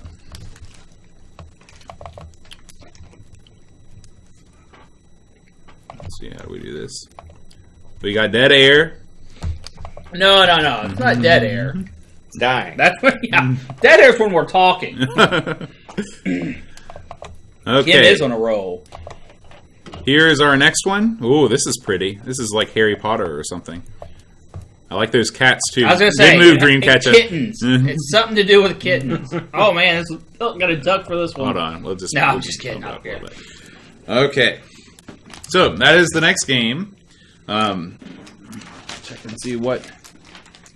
Okay, so I think you should be able to guess this one. This is, I think. Oh, actually, I don't know. I've never heard of this game. This is easy. It's a classic. It's something I've never heard of. Okay. Let's see. What else do we have to talk about? let's go ahead and put up our last letter. This is from Ralph. Ralph's from California. Hey. Ralph Bunya. An American representative. Yeah, and He's That's the a white second one, flag. actually. Yeah. he made this card. Oh, wait, for we us. have 2 guesses. Okay. We have Monkey Island, What is the other guess? Escape from Goldis. Unfortunately, neither of those is correct. Also, Sorry. I don't escape from gold. Golditz. That's how they say gold dust in Germany. Is that It's his game. No, Brent. No, Brent. Never do that again. Does anybody? I don't know where I was going with that. Okay. No, we don't. So here we go. This is Ralph Bunya. He says, while I don't have a holiday-related Amiga picture from back in the day, or a particular entertaining story to go with it, I did decide to render and Photoshop together a little Amiga-themed holiday card for you guys. Thanks for all the great work you're doing. Good. Yeah. He also does, I was looking at his Google Plus page, he does these renders of Amiga computers. So he did this 4000. He's got a lot of good stuff on there. So check out his Google Plus page if you're looking for some quality Amiga renders. All right. I'm guessing Ralph is probably transplanted to California. I think so. I wonder, that happens to us a lot. We get a lot of American listeners that are actually not originally from America, right? Which is great. Yeah, we love it. We still haven't got. Oh, we even have a West Virginia listener. We haven't heard from him lately, but he manages the. I'm right here. No, I'm talking about the guy that manages the Cadoba. We've got more than We've got more than one. We've got actually Yeah. quite a few West Virginians that listen. They're friends of mine that, or loose acquaintances that I hear from occasionally. So Good. Awesome Hi, card. Awesome Yeah. card. Very good idea. Yeah, thank you. Okay. Ralph's in chat. Oh, beautiful. So ask Ralph. Ralph, where are you from originally? Just for. is he in chat right now? Yeah. Oh. And in 45 seconds, he might even tell us where he's from. Gotta love Twitch, folks. Oh, I wanted to tell this story since we didn't do a pre-show. I took my band students to Marshall this week. That's a local university. Yeah, for an honor band. And the game that I saw the most being played on their tablets because they got the tablets out and playing Super Nintendo emulators. Oh boy! Yeah, they were playing Super Mario World, Chrono Trigger. Everything that's old is new again. Yeah. Anyone want to take a guess where he's from? You mean where he's originally from? Yes. Poland. New Zealand. Germany. Oh, all right. All right. Well, Ralph, welcome to the United States. Welcome to America. I bet he's been here for a while. He's probably been here longer than we have. Unlikely. I'm going to be older than you. It's true. He looks Unlikely. He did not look that old. Yeah, I'm trying. What brings you to America, Ralph? What? In 45 seconds, we'll get the answer. Yeah. See, this is why video conferencing fails. Yeah. Okay, so I've pretty much gone through all of my notes. We've opened I thought there were 16 pages. all of the mail. Let me ask you, since we haven't talked about it, do you have a memory, a lovely, delicate Christmas snowflake of a memory? Oh, you know what? I didn't even put our pictures up that you sent me. That's The probably picture for the that you best. sent me. 'Cause my pictures were god awful. Let me. Screen captures from. While John's looking at that, I will give my most treasured Christmas memory. All right, let's hear it. Now, I'm a little younger than you, A a little. little older than John.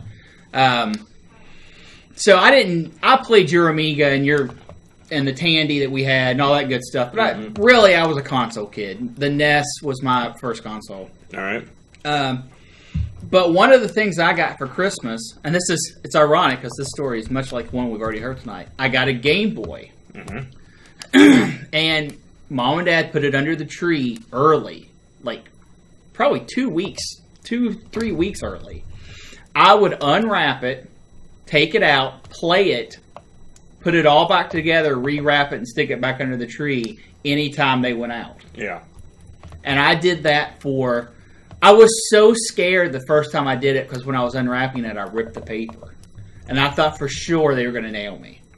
But I kept doing it, and the only game that was in the box that came with it was Tetris. All right. And I played the crap out of it. Oh my gosh! Of course, if you're going to have a pack in, that was the all-time. Oh, well, that's what sold it. But yeah, I unwrapped it, played it, would put everything back, wrapped everything back up, stuck it back under the tree. I did that for about 2 weeks out from Christmas. Did they catch you? No, Mom and Dad never caught. See, well, okay. Our mom and dad's pretty smart. Yeah. If they noticed it, they never brought it up.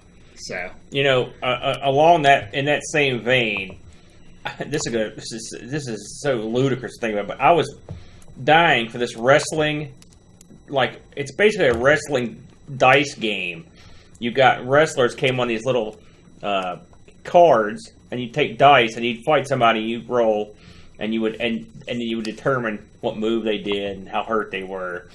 That sounds ludicrous now, but it was something we used to. I couldn't wait to get it. And Hose, my buddy Hose, was getting it too. Same sort of deal. I knew it was under the tree, and I unwrapped it and played it for a long time. And then Mom and Dad eventually figured it out. Now, really, yeah, they were like, and they were not happy, by the way, with this. So maybe I did get away with it. Yeah, you might have, because they fingered me for sure. What'd they say to you? Because I don't remember. Mom was mad. She's like, "You ruined your own Christmas." Oh, that's guilty. Oh yeah. So, then go ahead. You're only hurting yourself. It's funny. It's funny though. When it comes to Amiga, all my Christmas memories are hideous because I'll never forget. I was up on the mountain and it was Christmas time and I had no money, right? And I was like, because at the time I don't think I had a job. And I just moved back from Lexington after I could lose my job, and I was like, I've got to come up with some money to get Christmas gifts. What do I have here that is of any value?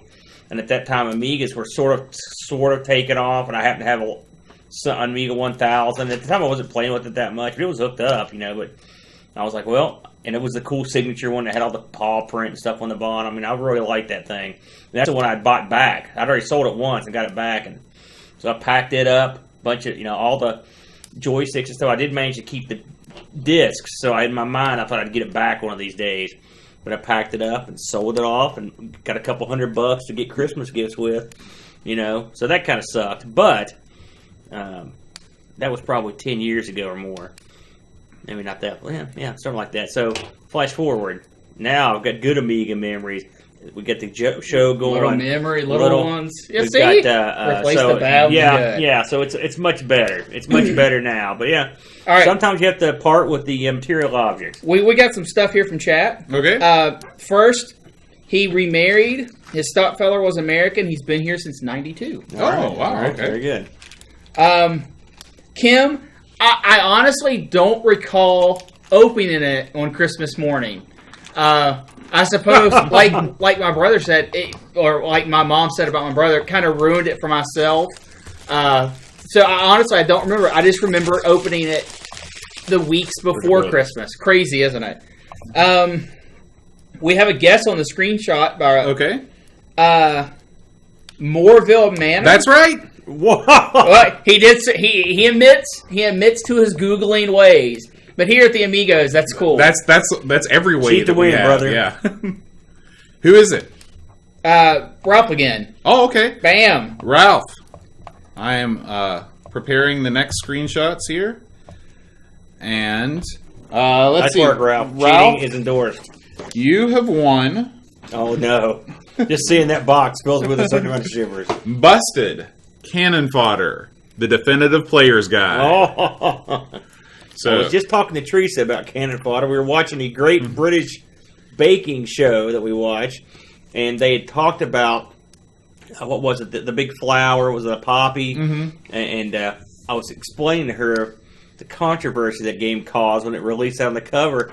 Was she enthralled by the story? She actually was. We already have guesses. She couldn't believe that actually something had happened, and someone had the gall to put that out. I was like, oh yeah, they had the gall. Okay, all right. So, Will Williams guesses midwinter. Okay, wait a minute. That's incorrect. Oh well. Wait a minute.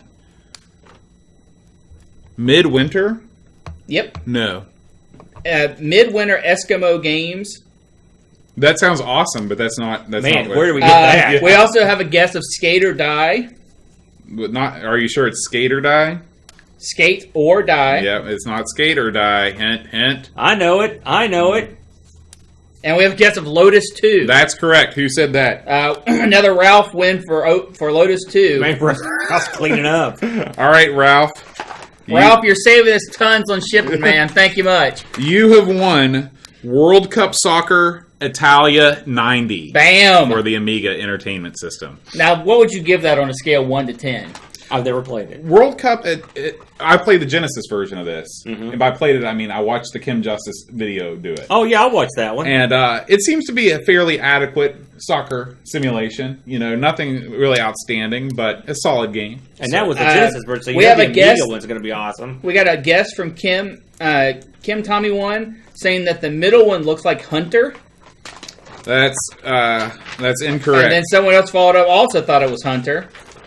Yeah, and now it could be that that Dreamcatcher is incorrect because there's the other two screenshots are from the same game. The other we also have a guess of Jaguar XJ220. No. You know what? I misread it twice. He did say it was Ski or Die. Oh my gosh. So, you're an idiot. Reading is hard. You're horrible at this. Okay, you have won. And that was from O'Brien's Retro. Okay. Wait a minute. Okay, O'Brien's. So we should send O'Brien something from us. Yeah. O'Brien's special American. We're going to send you something else because we don't want to send you back your own goods. How do you like Diet Pepsi? I've got an idea for O'Brien. Okay, lay it on us. Well, no, I mean I'll tell you about it later. All right, don't lay it on us. Okay, so we're moving on now to our final screenshot. All right. I didn't know O'Brien's was even in chat. Hi, O'Brien's. Thank you for goodies. It's late over in Norway too. He's burning the midnight oil. Yeah. I usually stay up till 2 a.m. generally. So I'm sure they do too. That's what you do. Okay. The final screenshot is. Oh. And I know that one immediately. Yeah. Santa Claus. This is really a race to who gets it first. Right. He said postcard is nice. The postcard is nice. Very good. No. I think that was a hint. Oh, okay. I thought you were talking about Dreamcatcher's postcard. Dreamcatcher is quite a solid he hand. He made these all himself. It's quite brilliant. These are quite brilliant. Bam! We have a new winner. Okay. It is Adam's family. It is Adam's family. Treyguard 82. Ooh, congratulations, Treyguard. Has he won anything? No, he has not won anything yet. Give him a nice goodie, bud. Give him the spiel. Let him know. Okay, so if you are a winner, please email me at amigospodcast.com with your mailing address so that I might send this to you. Also tell me what you have won. Okay? And Treyguard, you have won the Amiga Kids Pack. The Amiga Kids Pack, I sound like a Double Dare host or something. You won the Amiga Kids Pack. The Amiga Kids Pack is... this is a 3-game pack with 3 popular television show games. You've got your Count Duckula, Postman Pat, we didn't get that over here in the States, and the Munsters. Wow. Pretty good. Yeah, all from horribly good software. All courtesy O'Brien's. Yeah, all goods courtesy of O'Brien's Retro and Vintage. Make sure you play Postman Pat, because that just seems like a great game. O'Brien's. Without him, we're crap. Yeah, that's right. I will say, I recall Count Duckula, and, well, we can't guarantee the quality of these titles. Amigos Podcast makes it a good Here's our right to run screaming into the night from these titles. All right. So we are nearing the end of our podcast portion. Now, don't go anywhere because we're going to restart the stream over at the computer and start playing some games soon. We made Treyguard's day. So he says it's been a rough week. He said, this has made my day. Oh, thank you, Treyguard. Good. Merry Christmas, everybody. Yeah. Now, just curiosity's sake here, you didn't actually put the pictures up that you got off your email. Well, this is your whoa! I know who that is. So, Aaron, why don't you give us a little background on your particular Christmas picture? This is a hazy 8th generation dubbed off of a 8 millimeter or whatever the film, turned to VCR. I looked like incredibly gangbusters. old. I look like a maniac trying to You look find... like you're tying a tie. No, I'm actually holding up. So the other one is me wearing bows on my face. If you don't know what that It looks like you're going to bollocks fight. Listen, it's hard to get... this was me opening packages at Christmas. Now, in this particular... In fact, Brent was sitting beside me, and so was our cousin Philip. And they were much younger. And I believe I got a shirt or clothes in this particular scene. But my big gift that year, I believe, was a Simon game. Oh, that's good. That was a good... it was a good game. You know, we still have that Simon. And also, I think I had an electronic battleship. So, also a nice one. Very cool. That would Put that down. Yeah. So, you know what's crazy? No. Do you see the resemblance between that picture and me? Not so. Here's the difference. Yeah. I had better glasses back then than you do. Yeah, but I have hair. Well, yeah, rub it in. I do. There's a very, very striking resemblance. I found a big, huge. I was throwing away a bunch of old discs a couple months ago. Old CDs, and I was at work and I threw a couple into what was on them.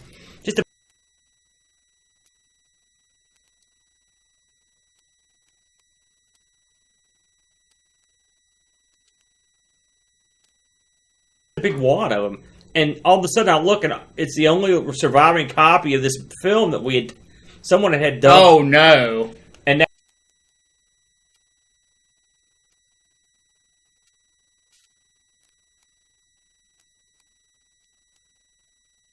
that's the full film. Wow. And it's up on YouTube right now if anyone's that bored. But You're not that bored. It's got 2 Christmases. There's a Christmas where Brent's a little baby. My great grandmother's holding this little baby hand.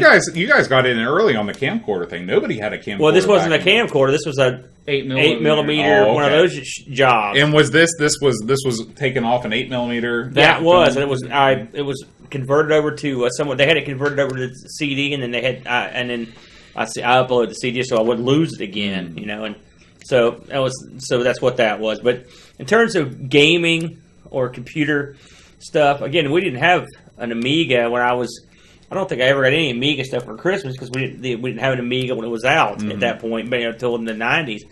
But my thing was a Coco. I remember the greatest Christmas gift we ever got, aside from the Coco itself, was a disk drive for the Coco, which was a huge expense. And I remember we had a couple dozen discs ready to go.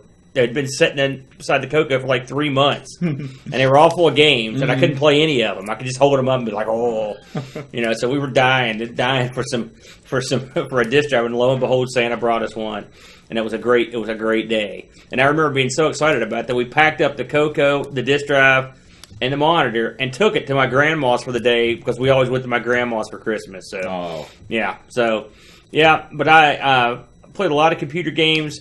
Around Christmas time, I'd usually get a bunch of new stuff, and not just for the Coco. I did, I did get a couple Amiga things for Christmas. I got one of the sound digitizer. It was a Christmas gift someone gave me, and also the DigiView video digitizer with a color wheel. If you remember those, no, you probably don't. Do you remember that? Is this like what you put in front of your black and white TV to simulate color? No. This was to digitize graphics onto the Amiga. Okay. You'd put the color wheel behind a camera, and then you would put it between the lens and what you're taking a picture of. So you'd do blue, you turn it to do red, and I think it was yellow, and it would basically take 3 pictures and sort of make a color picture. I don't know why I did it that way exactly. Okay. This is archaic, but I think of when it was made, and I always thought that was kind of neat. So those are 2 things I did get Amiga wise for Christmas. Most of the time, actually, my buddy Larry, I believe, gave me a stack of goodies, discs that he'd procured for me. I remember that one time too. So some good computer stuff for Christmas. But when that was taken, there were no home computers. Yeah. It was too early. That was probably circa 1978 or 79, probably. So yeah, I'm old. All right, and then finally, we got some folks leaving chat. I mean, I imagine it. O'Brien's again. Good night. Try and have a good one. O'Brien's. Ralph, have a good one. Thanks for stopping by, guys. It's always more fun when you can kind of interact with chat. Yeah, in the future, we will hopefully have a slightly better. Oh God, that picture. We'll have a slightly better setup. But yeah, thanks guys for coming out. It's been awesome. Is that a young boat? That is. So we're gonna throw that up here. This will be our final picture. And I did not have a Amiga growing up. But what I did have was a Super Nintendo, and one of the best Christmases I can remember was the Christmas of 1994. Aaron, you were about 35. I was 13. And yeah, so 94, I got, and I asked for and received my one big gift, because these games were expensive back in the day. You know, Super Nintendo games, they had those like 4 meg, 6 meg cartridges. It's about $80 game, Final Fantasy 3. And that's ridiculous. I was a happy camper when I received that. And that was in 94? Yeah. That's $80 in 94. That's big money. Big money. You can see, though, for the retro tie-in behind me, this is a Magnavox S-Video monitor that I had my Atari 1200 XL hooked up to. You know, it's funny. I was listening to the Jaguar podcast on the way in, and they were talking about a game called Checkered Flag, which is hideous. Hideous game. This thing had an NPR back in the day. The asking price, $79. Oh. And it was horrible. Ooh. And it was for the Jaguar. That is... You know? So at least you knew you were getting quality when you dropped that money on that thing. That's true. I mean, if you're into that sort of thing. I'm scanning through. God, can you imagine 80? Didn't the N64 games get kind of expensive too? Didn't they? Yeah. Oh, here we go. End of the cart era. This is a much better picture. And if you'll recall, the what was it? The virtual racing for the Sega Genesis was $100. That was $100. Mm-hmm. Yeah. So this will be my last picture. This is a much better retro themed picture. This is me probably 1990 or so with the Atari and the awesome 1990 button. Yeah, it had to be older than that, didn't it? Maybe so. Maybe you're right. I was probably 8, so that's probably 1980. So you grew up in the Atari computer scene right out of the gate. Yeah, that was my first computer. That's the 1200. 1200 right XL, the same one that's sitting right over there. Awesome. And do you recognize that game? Oh boy, I can't. It's awful small. That's Death Star Battle. Oh yeah. Yeah. Didn't they have a version of that for the 2600? They did. Yeah, they did. I remember it. Yeah, Parker Brothers. Parker Brothers game. Yeah. So it's time for our last biggest giveaway. We are giving away. Now that everyone's gone. Well, this is you don't have to be. This is if you stuck around. You don't have to be present to win. This is the Defender of the Crown. Wow. Can I win Extended Collector's Cut. It's more valuable than gold and much more tougher and difficult to obtain. Now, Brent, you are eligible to win this. Because sweet. I have... Yoink! I have created a list. Have you checked it twice? All of our Patreon game selection committee members. Bam! I'm on that list. And basically, I've given everyone a number. And Aaron, you're going to select a number between 1 and 14. We have. Wouldn't it be better to have a random number generator? Well, I guess if you want to fire one up, sure. Go for it. Well, you don't think I could pick a number? Well, 1 through 14. People might think it's slanted. That's pretty tough. I will go to I would be more comfortable with the... I don't want just people to think there's some shenanigans. I don't want Brent to win this either, so I'd hate that. I will say, folks, Sven, they did a great job on this. And it looks amazing. It took us forever to get it. You'll probably get it much quicker. You've got a lot of nice little items here, postcards and documents. You're going to send this complete, but right? You're not going to take anything out. Yeah. So this will be you're not getting like something we picked over. I mean, this is. You said 1 through 14. This is This is the review. We did a review on this, and we were going to give it to one of our fine Patreon folks. And Aaron, I'll let you do the honors. Click on the old generate button. In fact, if we can. And by the way, even if you don't support us on Patreon, no big deal. I know how that goes. It's tough. Money's tight or whatever. We appreciate everyone, and we want to make sure everyone knows that we love them. We wish them a Merry Christmas, and we'll probably be giving away more stuff in the future now that we have a good angle for doing it. So. Right. In all honesty, the obviously the people who don't donate but still care enough to listen and come around outnumbers the folks that do donate. And everyone's important. Right. Everyone plays a role in keeping this thing going. Yeah. Listener, sharer, updater of content, everything we get in the mail. I mean, well, it's your all show, but all right, here it comes. This is limited edition 331 of 500. Sure, don't move it. All right, here we go. Okay, we got a result. Number 9. Number nine. Number 1, 9. 2, 3, 4, Turn me on, 5, dead man. 6, 7, 8, 9. The winner of the Defender of the Crown Extended Collector's Edition is Adam Bradley. Bam! Adam Bradley! Hey, nice. Man, that's awesome. All right. So, congratulations, Adam. Thanks for being a supporter, man. Yeah, and that's it. We're gonna shut down. Oh, look at the back of this thing. It's beautiful. It's beautiful. It's a beautiful box. Everything about it's lovely. It's a gorgeous game. 331. Adam, that's your number now, buddy. That's awesome. So we're gonna unless I steal it. The Amiga it mysteriously disappeared during the night, and it's so awesome we're going to go ahead and shut down this stream and start up our live stream of the games. So thank you for joining us here, and we'll see you over there.